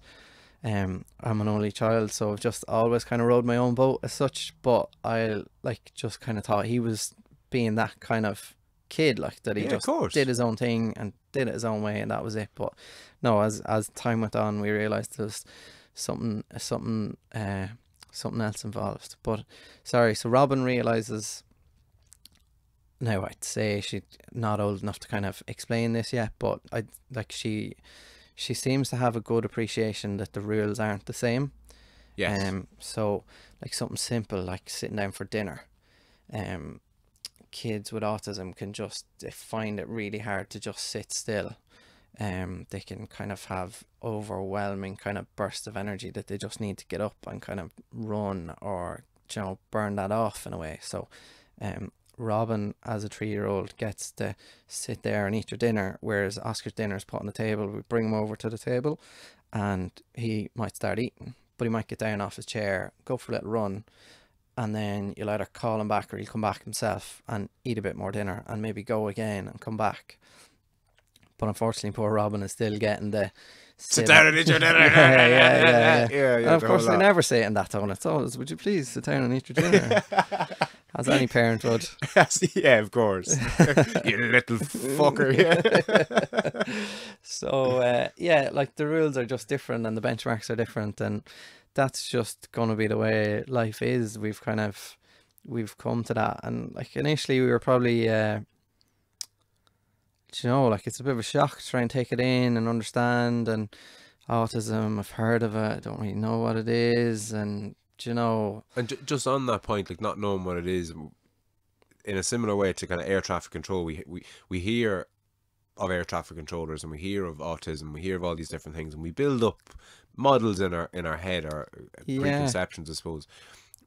Is there one or several big ones that you got wrong, or that you wish you had known in hindsight, or like, can you even remember what your view of autism was before you kind of not really got thrown in the deep end? I didn't really, I heard of it, I knew kind of kids had it, would have been one of my perceptions as such. That obviously doesn't, it's described as a life debilitating illness, I think is the word that's used. But no, didn't really know a lot about it. Like, it's just one of those, like, obviously you do the whole, don't do it anybody, but you do the whole Google thing and check this out, and they'd come up as a possibility, and like, nah, he doesn't have autism, it's something else. And like, we kind of gone through a few things. So like, there was kind of complications with his birth. He got a bit stressed when he was being born, and that led to a week in neonatal. And when he was born in Drogheda, like, so he ended up spending a week in neonatal, and they were running a pilot scheme over there, where any kid born to spend time in neonatal after birth was given some form of hearing test. Right. You're kind of like, how the fuck do you check the hearing of a newborn, a week old? But so they put like a probe in, put a sound in to his ear, and measured the echo of the response, I think is how to do it. Right. So the cochlea vibrates, and this machine picks up the return vibration to make sure the cochlea is working. So did that in both ears, and like, he was supposed to be kind of asleep, or pretty kind of mellow. Yeah. So halfway through the second ear, he got disturbed and started crying. So then he failed his test on the second ear. So that led us into kind of a hearing test route, where he got assessed then again a couple of times before he was 12 or 18 months. Coincidentally, the second time he passed on the ear that failed the first time, and failed on the second ear. So that led us on to another test. So then you're kind of going like, fuck, right. So he failed in one ear, then failed in the other ear. But this third person told us he passed in both ears. So was the first person right, the second person right, or the third person right? And you obviously go, well, he said we passed, so the third person was right. Great, yes, we're happy. But then you start going, second guessing yourself. Yeah, of course. So we ended up bringing him back for another hearing test. So that was kind of the early indicators that wasn't really responding to us when he was calling his name and stuff like that. And the one thing I would kind of advise people out there, if you do have concerns, like, go and get this stuff checked out, because we've been lucky enough, like, we kind of, I won't say caught it early, but like, and it was fairly obvious, really, like, you couldn't kind of miss it, but we kind of acted early, and we've kind of got him help early. So that the last 18 months now has made a big difference to him and in his life. Like, you're starting to get words and stuff. like single phrases or 2-word phrases, asking for stuff. Like he can kind of do 3-word phrases. We went on holidays kind of around October time last year, and that was the first time he had said like ma'am or mama ever. So like obviously she was just blown away by this. Like Yeah, of course. So stuff like that, like that's, you know, stuff you would expect from a newborn, possibly before a 1-year-old, or in around 1 to 18 months kind of stuff. Yeah. Don't want to be scaring people out there if their kid isn't doing that yet. I could have got my ages wrong, like, but Yeah, of course. to go kind of 4 years and for Naomi not to hear it, and then it to happen when we were away on holidays, like that just like blew her away, and that was, you know, like just massive pride and stuff like that, because we know the effort we've put in to kind of help him along, and the effort he's put in to kind of work on it, like, and that kind of stuff. Just kind of really trying to be grateful for that kind of stuff, rather than going, oh poor me, isn't it so tough and hard, and, you know, Focusing on the not negative things aspects, but you know what I mean. Focusing on the. like, you know, if you start focusing on all the negative stuff, like, you wouldn't get out of bed in the morning. Do you know what I mean? So, Of course. you know, it could be an awful lot worse. Definitely could be an awful lot worse. Well, I think it would have been an awful lot worse if not only had you not caught it as soon as you had, but because there's catching something like that or noticing something like that, and then there's taking action, and they don't always happen at the same time. Yeah, like, and it can be scary. You end out now kind of, I don't want to say in groups, but you meet people obviously through similar circumstances on courses and stuff like that. Of course. You do kind of look at some people and kind of go, I think you might be a little bit in denial that, you know, this is just going to correct itself. Yeah. You just need to get stuck into it and get them help, and, you know, keep pushing them in the right direction, and hopefully some of it sticks. Like, we've done loads of stuff with Oscar, like speech and language therapy courses, so we kind of understood, and there's some good services out there and good help. Like, I definitely like to see more. Definitely think that's something that could be done, and better services provided for kids that like really need help. Like, and we're lucky enough, we've brought them for private speech and language therapy. We love to bring them to more, but it's not cheap. But there's definitely families out there that like aren't as lucky as we are, like, and haven't been able to do stuff like that for their own kids. But definitely trying to get help, and get help as early as you can, makes such a difference. Like, And just before I forget, because I would have asked you, I'd like to think I will ask you before the end, but on the off chance that I forget, can you name any of the organisations that you found particularly helpful that you would recommend other people check out if they've got concerns, or if they have a kid with autism, or anything like that? Does anyone jump to mind? we kind of ended out in going in through kind of Enable Ireland through our public health nurse. I think Okay. that's kind of the route.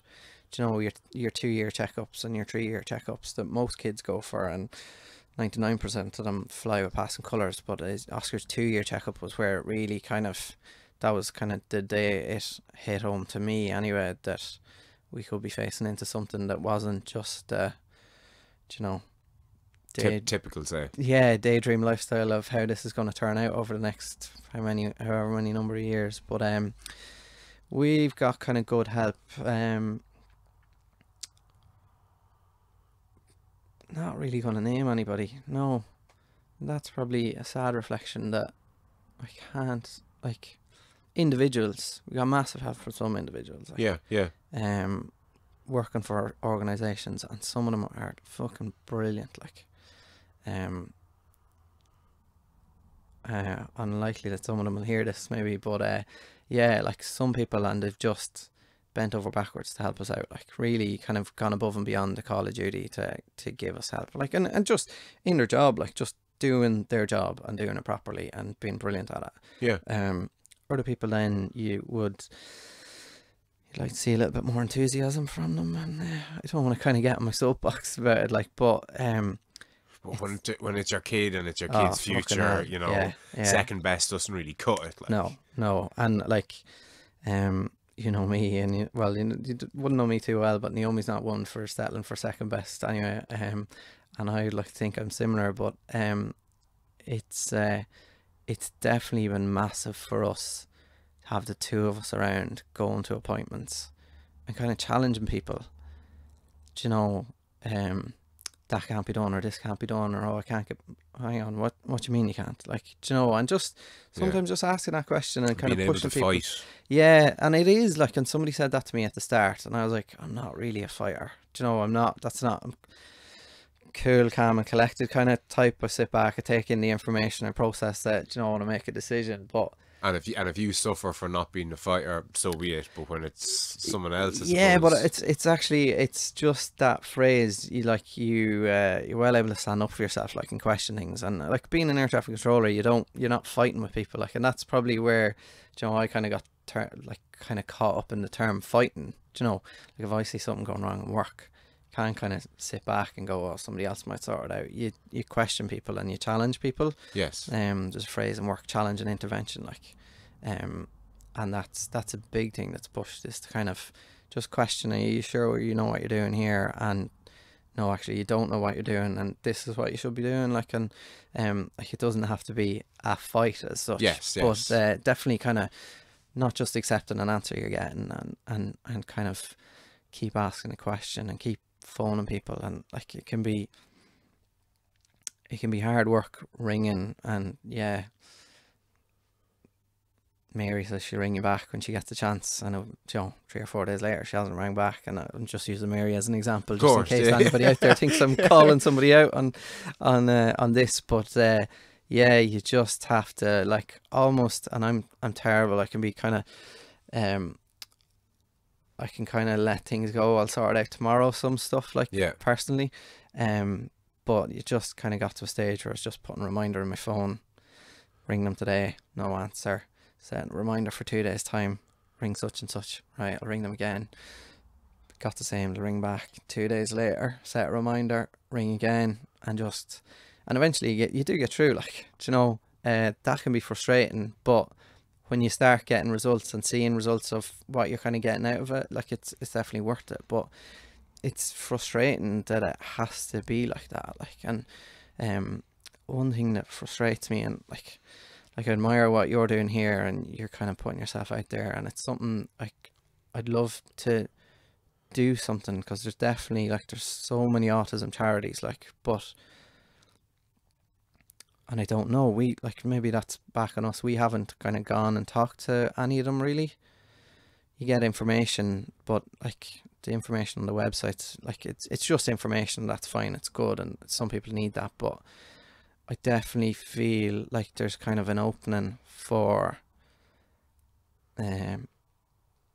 you got an autism diagnosis today, ring me tomorrow and I will start pointing you in the right direction, and the stuff you need to get done and the stuff you need to do, and just keep ticking off these boxes and you will start getting places, like. And it's just like it's kind of nearly 2 years ago, or less than 2 years ago, like, we were looking at the time I was working in Shannon, like, and Naomi's up here, she was working in Tala, 2 kids were in Navan, so, like, again, lucky with work, we work a 5 and 3 roster, so I do 5 days on and 3 days off, Right. so then you could take a day's leave or whatever, or do a swap with somebody and get 4 days off straight, say. Yeah, exactly. Or if you take 5 days off, you end up with... You end out with like 11 days off. Yes. Yeah, so like our job is great for that kind of stuff. So like we were kind of managing, I was going down, sharing a room with a couple of lads in a house, working, coming back up, 3 days off, around all the time with the kids. It's great. And then a couple of days off here and there, stretch that out. But like she was under pressure, like real pressure. Like, so she's trying to keep her work going, trying to keep house going, trying to look after kids. We're facing into prospect of Oscar was kind of 2.5, so we're really starting to get answers that, okay, this looks like you might be facing into kind of an autism diagnosis.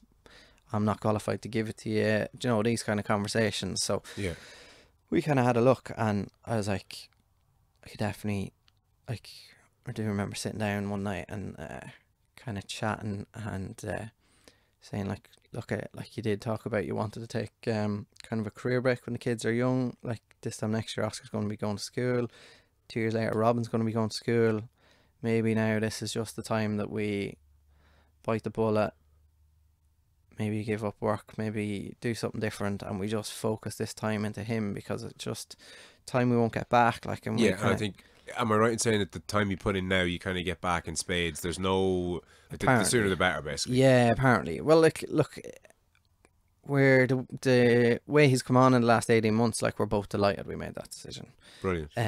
If he was struggling in 2 or 3 years' time, you'd just be kicking yourself for maybe that would have made a difference. Yes. And maybe it wouldn't, but you would still have the question mark and go, fuck it, maybe we should have done that. And that's, you know, it's too late then, like. Of course. But her work were great to her. Like, she had a letter drafted up. She was just going in, handed in her notice, and we were gonna kind of figure it out from there. Yeah. Yeah. Her work were great. They told her, asked her why was she doing it. She kind of gave them a bit of feedback. They said, well, look, maybe talk to somebody and get a diagnosis. And if you've got a diagnosis, we do offer a 2-year carers leave. Okay. So if the worst that we feared was going to happen and Oscar was autistic, they would then allow her to take 2 years off, keep her job open, and we would have 2 years to kind of go, this is a window, we'll plough time into him and let's see where it takes us. Yeah. But just that opened up a kind of a door then of like, she could apply for carers allowance. Okay. So she'd get a few pound while she was being off as well, which is ease kind of the burden and all that kind of stuff. But there's other stuff then that is available, but it's only when you talk to people who have done it, you realise this. It can be hard to kind of cipher through. You know, somebody puts together a website and there's just so much. Yeah, you've got the internet to go through. Yeah, and try and pick out the bits you need out of it. And it can just be so hard. Like, and just through work, I heard of different stuff that we could apply for and qualify for, and there is kind of help out there. Some of it is just financial. There are kind of organisations, Enable Ireland is kind of a well-known one that helping kids and stuff like that. Then in our area, it's KESH. I think it's kind of an amalgamation of Enable Ireland and similar organisations that were in the area, and they kind of went, why are we all trying to do this? Let's do it together under one umbrella. So Clare Early Intervention Services. Right. So that's where he would get a lot of his kind of occupational therapy, speech and language therapy help as such. And there's other kind of experts, behavioural experts and psychologists and different stuff available to you. And some of that then is just information for us or learning for us. But yeah, there is a lot of stuff available, but it's knowing where to kind of look for it or what avenue to go down and find it, like. And is there, and I don't mean to prod or poke fucking too Go much, for it. like, No, but go for it. is there a medication? Is it treatable in a No. medical sense? So it's a neurological development disorder, I think. Okay, so something basically goes wrong when the brain is being cooked. Not to dumb it down too much, but I think, yeah, I'm not going to try and sit here and be an expert, but I'm going to go, yeah. no, but this is the beauty. We kind of touched on But I think part this. of it is that understanding isn't fully out there either. Like, it's, I know what you mean. it's Yeah, kind of yeah. a new, don't want to say concept, but it's only been learned about constantly and why it's happening, what causes it, no real known causes. Like, there's people say inoculations and, you know, this kind of stuff, but I don't think there's any proof out there for any of that. But there's no scientifically proven known cause as to why Oscar is the way he is. Okay, and I just want to mention something that we kind of touched on before the recording. You kind of stressed that you didn't want to come on as a spokesperson for autism or any kind of an expert. And what I said back to you was, I would like, and if anybody who's listening here either is an expert or knows of an expert, I'd love to get you on and talk to you about the condition. But the beauty of having someone like yourself on is you're not fumbling around in the dark. That sounds like a derogatory way to put it. No, you are. A lot of the time you are. Like, a lot of the time you are, and you're and in the dark you find something and you throw it and it doesn't work, and you find something else and throw it and it does work. And you know, and like, to kind of continue that analogy, you know, there's a light switch in the corner and you're throwing stuff at it, trying to turn it on. Yeah. And you're firing stuff, and sometimes it comes on and sometimes it doesn't, or, you know, like, that's kind of a bit of a mad analogy, but it's even worse because we try 6 months of speech and language therapy, and then we get a word.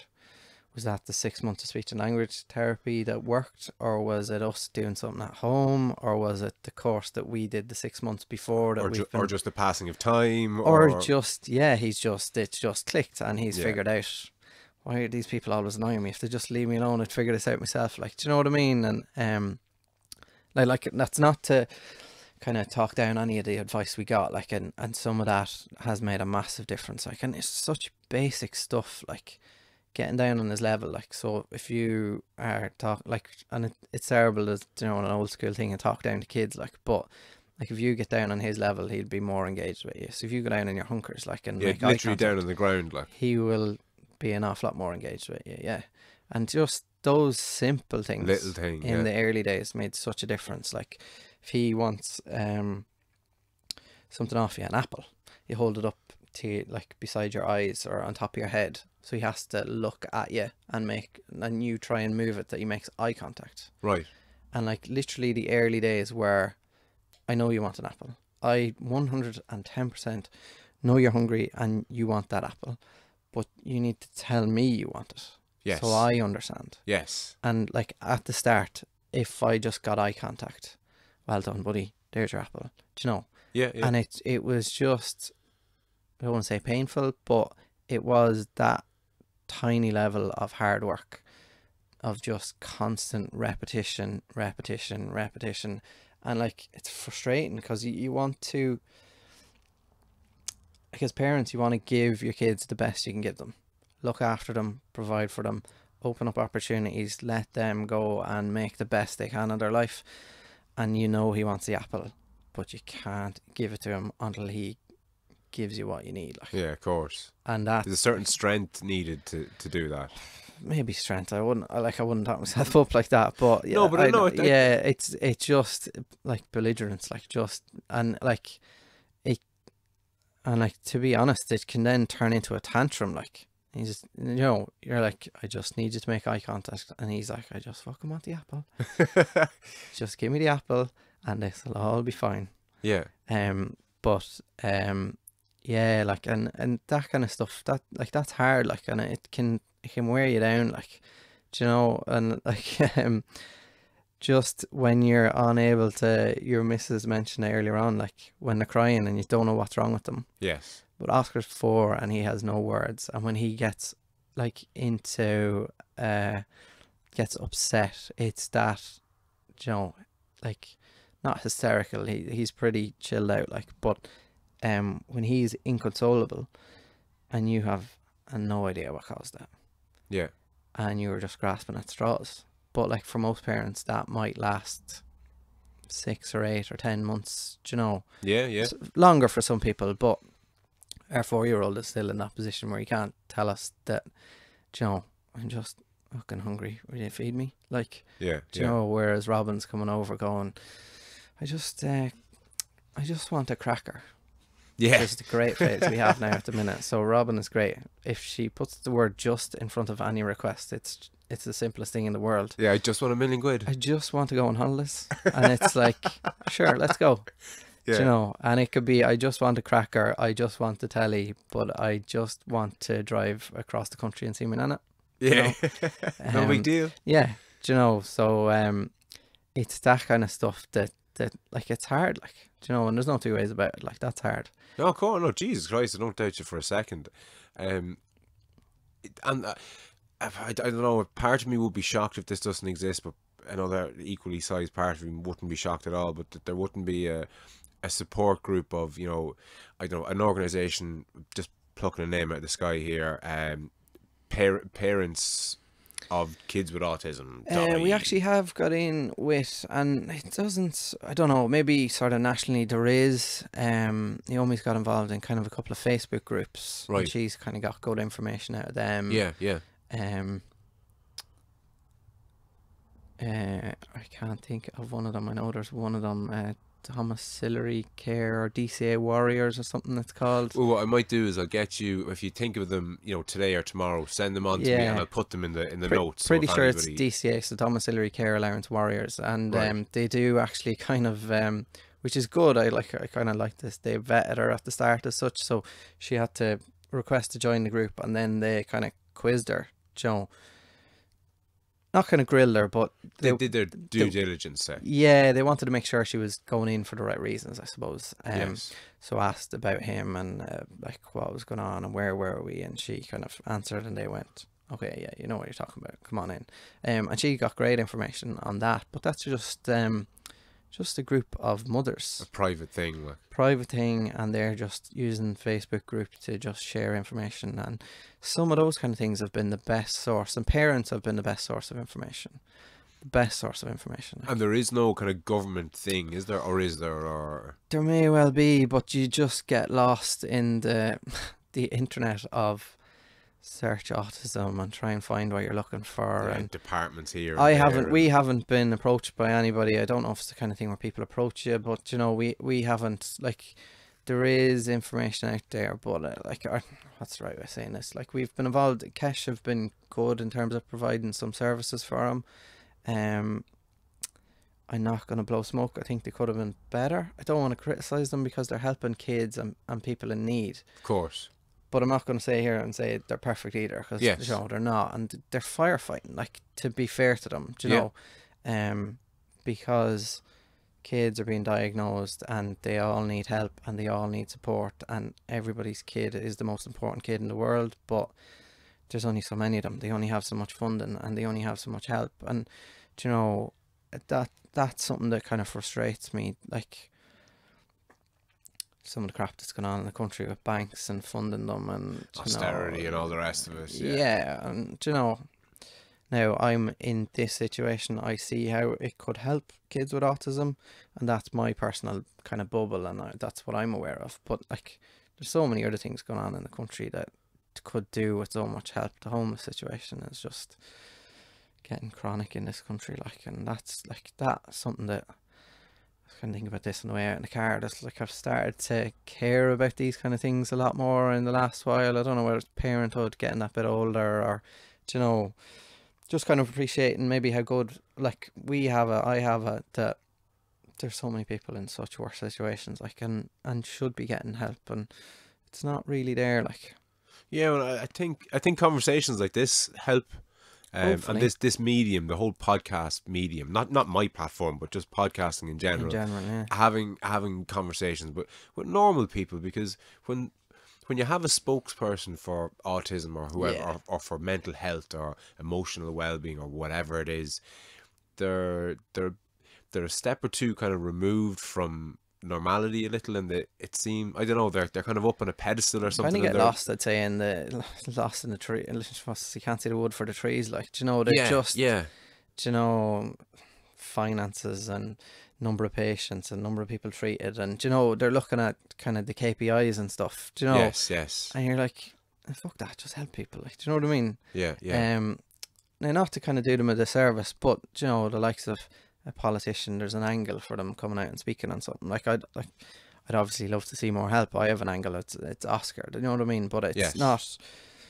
This is just kind of a conversation about kind of the state of what's going on at the minute, and I definitely think that's a great thing to have happen, and great to kind of get that that side of what's going on at the minute out, and just people to kind of open up their eyes and see what's going around. And you know, we can all get locked into the bubble of, geez, my tax bill is very high and this is very high. Yeah, I didn't get promoted this year and whatever yeah, it is. Like. What do you mean the tax is going up 1% and stuff like that? Like, then thankfully it started to come down the last little while. But you know, like, stuff like that, it wouldn't take an awful lot of funding, I would think, to solve, or not solve, but help massively in a homeless situation or something like that, which is nothing that's affecting me, but it is something that I think is, like, needs to be addressed at the very least. Yeah, something needs to be done about it, like, do you know. And I kind of thought, not that I chuckled, that's the wrong way of saying this, but like, in the snow, like a couple of months back, emergency beds was found for every homeless person in Ireland for the couple of nights of the snow. Yeah, of course. Well, hang on, what the hell did those emergency beds turn into the night after the snow? Like, do you know, like, do you know? Yeah, you'd have to wonder, wouldn't you?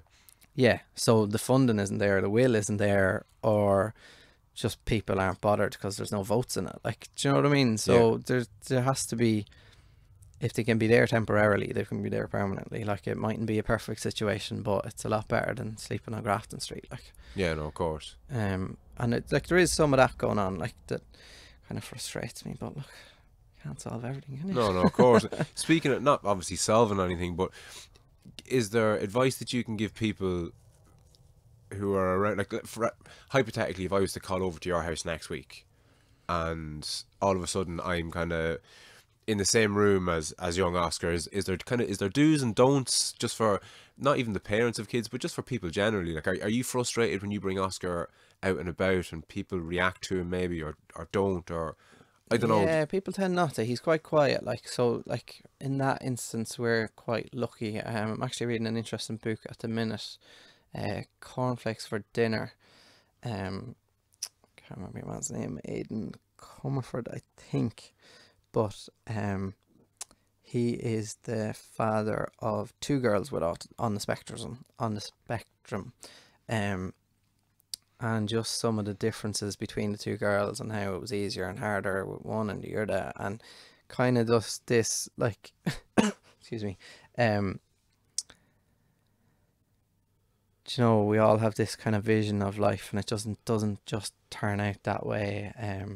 And quite a funny book, but it's hard, like, and he talks about sort of social situations where he's really struggled. And one of them, I just read it last night, he brought his daughter to Tato Park, and she, like, loves climbing and has climbed out a window and across a roof, and Jesus. but that's part of the thing. Like, some kids with autism, I don't want to tar them all with one brush, but like, Oscar has no kind of self-preservation filter. Like, he sees water, he's gone.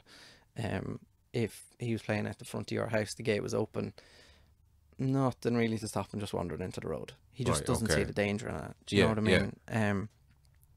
So she, like, loved to climbed out windows, all sorts of stuff. He tells a passage where his wife had gone away for, like, one of her only nights away, and he sees something dropping out the back window, and he's like, what the hell is that? Then the next thing, phone starts ringing, it's his missus. But his neighbour living behind him had spotted his little girl opening the upstairs window and sitting out on the ledge. Fuck.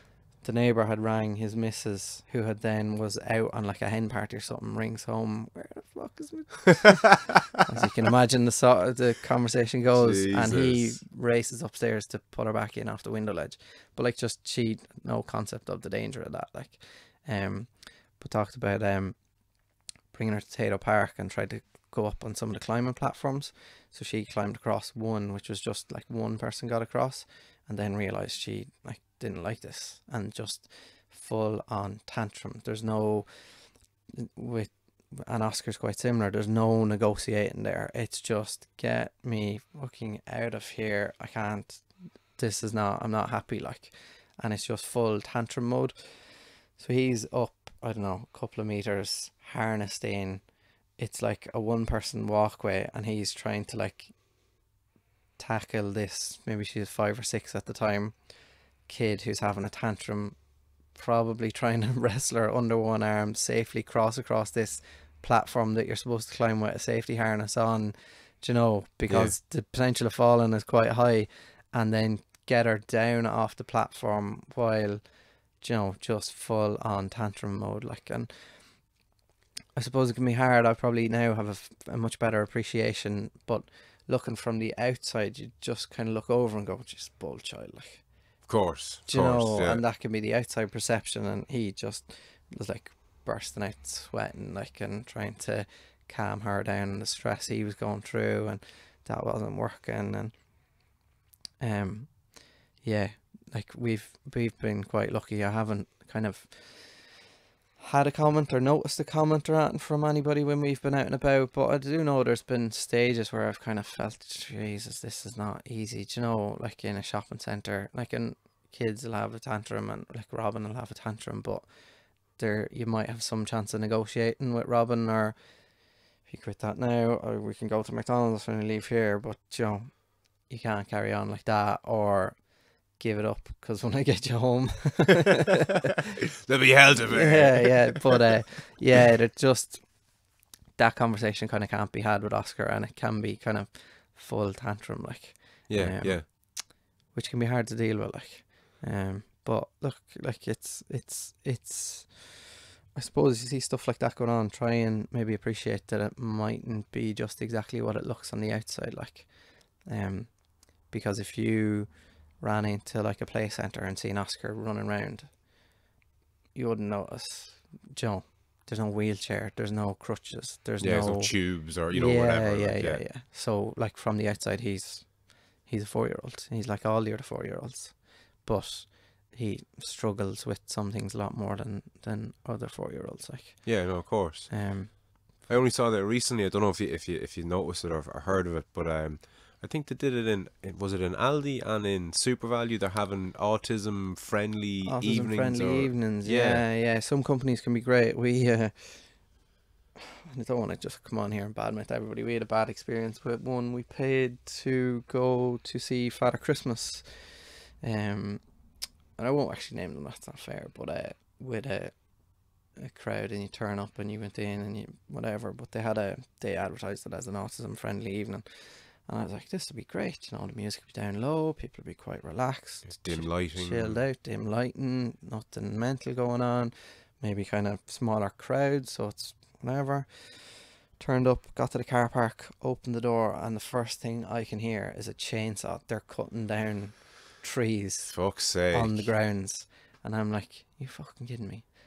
And I like that kind of stuff doesn't bother Oscar, so I was like, you know, but immediately I'm going, that has just sent some kid berserk and he's going home, like. And like, it wasn't cheap. It was, for the 4 of us to go in, it was about 80 quid, like. Jesus, right. So we had booked it like the night before, so that was the first thing. Then got the reception, and like, Oscar doesn't understand cues, just queue into a till or something. Yeah. So we were in an ice cream parlour in the Isle, or not the Isle, Liffey Valley there last week, and he just seen ice cream, walked straight past everybody in the queue, got to the ice cream, like all the ice cream was on display, hands on the glass, looking at ice cream, pointed at one, that's the one I want. Don't care about any of these other people and what they're doing hanging around my ice cream, but that's the one I want, and I want it now, like. So go into this place for the Christmas experience and get to the reception. What's your name? Give the name. No. I was like, I've booked it. I got a confirmation email back. Have you got a confirmation number? Yeah. The phones are great. Pull up the email. Yeah, there's a reservation number or whatever. So she types it into the computer. Oh yeah, we have got you, but you're not on the sheet. Anyway, one of these elves will bring you down and you sign in the next bit to register to see Santa. It's grand. So out past the chainsawing, down to the next bit, and there's a queue of people, and I'm like, this is not going well. So anyway, Oscar's kind of getting a bit frustrated, excited, because there's stuff going on. He wants to go for a walk. So I was like, Naomi's like, I'll wait here in queue, you bring him in and see what's on inside. So I go into this little kind of small kind of hut area. It's like quite big actually. So there's like 2 bouncing castles in it, and there's kids and parents everywhere. 2 bouncing castles full of kids jumping, the usual noise and screaming, and still that's not really stuff that bothers Oscar. So he was kind of alright, but he just wanted to go on the trampoline. So anyway, next thing, Naomi gets up, don't have your name, what's going on? Your one said you had the name, send back down an elf, back up with an elf, here's the name, blah blah blah. Alright, grand. So then Naomi's, right, come on, we're going, we have to go down here. So I'm trying to pull him off the trampoline, and he just wants to stay on the trampoline, and I'm like, no, because we'd booked like a slot. So then you're like wrestling and arguing with him, trying to pull him off the trampoline. He's like, or the bouncy castle, and she's like, sure, I'm quite happy here, what's the big deal? I'm like, I paid fucking 80 quid to see Santa, you go to see the big man, like. So anyway, we went out and brought us up to see, no, I can't remember, at some stage then I ended up just, I'm not like this, and I don't like doing it, but I was just getting frustrated, and I was like, you've obviously misplaced our booking here or something. I was like, my son has autism. And immediately she's like rabbing the headlights and just like, you know, you shouldn't be here at all. Or like, I'm really starting to figure that out, like, do you know what I mean? No shit, Sherlock. Yeah. So she was like, oh, you should be up such a place. For fuck's sake. I'm like, Christ almighty. So like something so simple, like places put on these, and I'm not trying to, you know, it's great that companies are kind of taking this appreciation, and it can make life so much easier. Like, Yeah, but if you're going to do it fucking right. do man. it fucking right, and Or don't do it. and don't just call it an autism evening and not make some effort. Like, do you know what I mean? So, kind of long story short, like, not to ramble on and keep, you know, slating this place, but I think it's great that companies are trying to do this kind of stuff. I just hope they kind of go and get the right advice to do it properly, and not to just call it an autism evening and, you know, get a bit of good publicity out yeah, turn down the lights and turn down the music and go for it. Like, do you know what I mean? Because, like I said, that stuff doesn't bother Oscar, but standing in a queue and waiting, that would really bother him. So if we could walk in the door and say he's not going to wait when we get to the till, and they kind of go, right, well, give us a heads up when you're coming to the till and we'll open one and get you through and get you out. Yes. That would be... So that's what you're after, though. That's yeah, what you pay for. Look, like it's everybody's after that. Nobody wants to hang around the tills in a shop. But that, if you want to call it an autism evening, for us, that would make a huge difference. Yeah, no, of course. But it was funny then, because that evening at the Santa thing, like, he got one of these, I felt sorry for him, like, chap with an iPad on the way out, and he went, will you fill in a customer service thing for me? I was like, and like, it started pissing rain at this stage, so some of it was outside and some of it was inside, and like the best crack me and Oscar had was like running back down through the rain, jumping in the puddles. He loved it. It was great. So when we get back inside to kind of go back out to the car park, and your man is there and I'm dripping wet, and Oscar's just like dragging my arm because he wants to just keep going and get back outside. And I was like, do you know what? I'm going to stand here and answer yes, let's go for it. And I didn't curse it. I'm like quite cool and laid back in that kind of situation. Yeah. But he's like, how was your experience between 1 and 5? 5 being very good and 1 being like not very good. I was like, 1. And he was like, no, I mean 1 as in not very good. And I was like, but again, he's just used to people going, okay, 5, 5, 5, yeah, 5, 4, 5, 4, out 4, the door. grand, yeah. And look at, like, I knew stopping. I was like, he's not going to sort out the problem. You know, not that there's nothing that can be sorted now anyway. But I did give him feedback. I kind of found that was funny. I got back to the car, and Naomi and Robin had stayed on to do something, and they followed us out. And I was like, the customer service guy stop you on the way back out, because I was like, she's going to go both barrels now if he stops her. Like, but red rag. yeah, like, just So no, he was off. She was like, oh, I seen it was a fella there with an iPad, but he was like talking to a manager or something. So I was like, you dodged the bullet. But in fairness, we went home that night, and we, like, you do have to do these things now. Then you like, and I don't want to be grumpy old man, like, but we sat down and wrote an email and said, like, if you're gonna call it an autism, oh no, fair play, do it. And it wasn't for us. We did make the point. We paid fucking €8 and we didn't stay, and they did refund us. Like, but we did make the point. You can't just call it and like this, and this. They're not autism friendly things to be doing. Like, and again, I will say, my limited knowledge, I know what will set Oscar off and what won't. Like the chainsaw and stuff like that, it doesn't. But I know there's some kids just that kind of, like, there's some kids go around during the day just daily life with ear defenders on. Yes. Because they're just so without sensitive. chainsaws. Yeah. Just background noise or whatever. Like, and like that stuff must be so hard. Like, you know, but every kid is different. Like, there's no golden rule. Like, but yeah, the one thing, try and get on their level and try and actually kind of interact with them as opposed to just talking at them. But that's probably good advice for kids anyway. Yeah, no, absolutely. Yeah, no, 100%. But listen, Donal, we've just done over the 2-hour mark. I'm going to let you go. Thanks a million for coming on and filling us in on the weird and wonderful world of aviation and air traffic control. We barely touched on some of it, I'm sure. But but sure, look, it'll give people a window into it, just a world absolutely. that they've no idea even exists. And thank you a second time for, I suppose, being so open about chatting about Oscar and his difficulties and the difficulties that you've had as a parent and that, because conversations like this, I think, go a long way to helping people understand, you know, the condition and what it's like for the child as well as for the parents. So for that, you know, thanks again. It's really important. Like, and thanks a million for having me on. It's been good fun. No, good stuff. Listen, thank you, brother. All the best.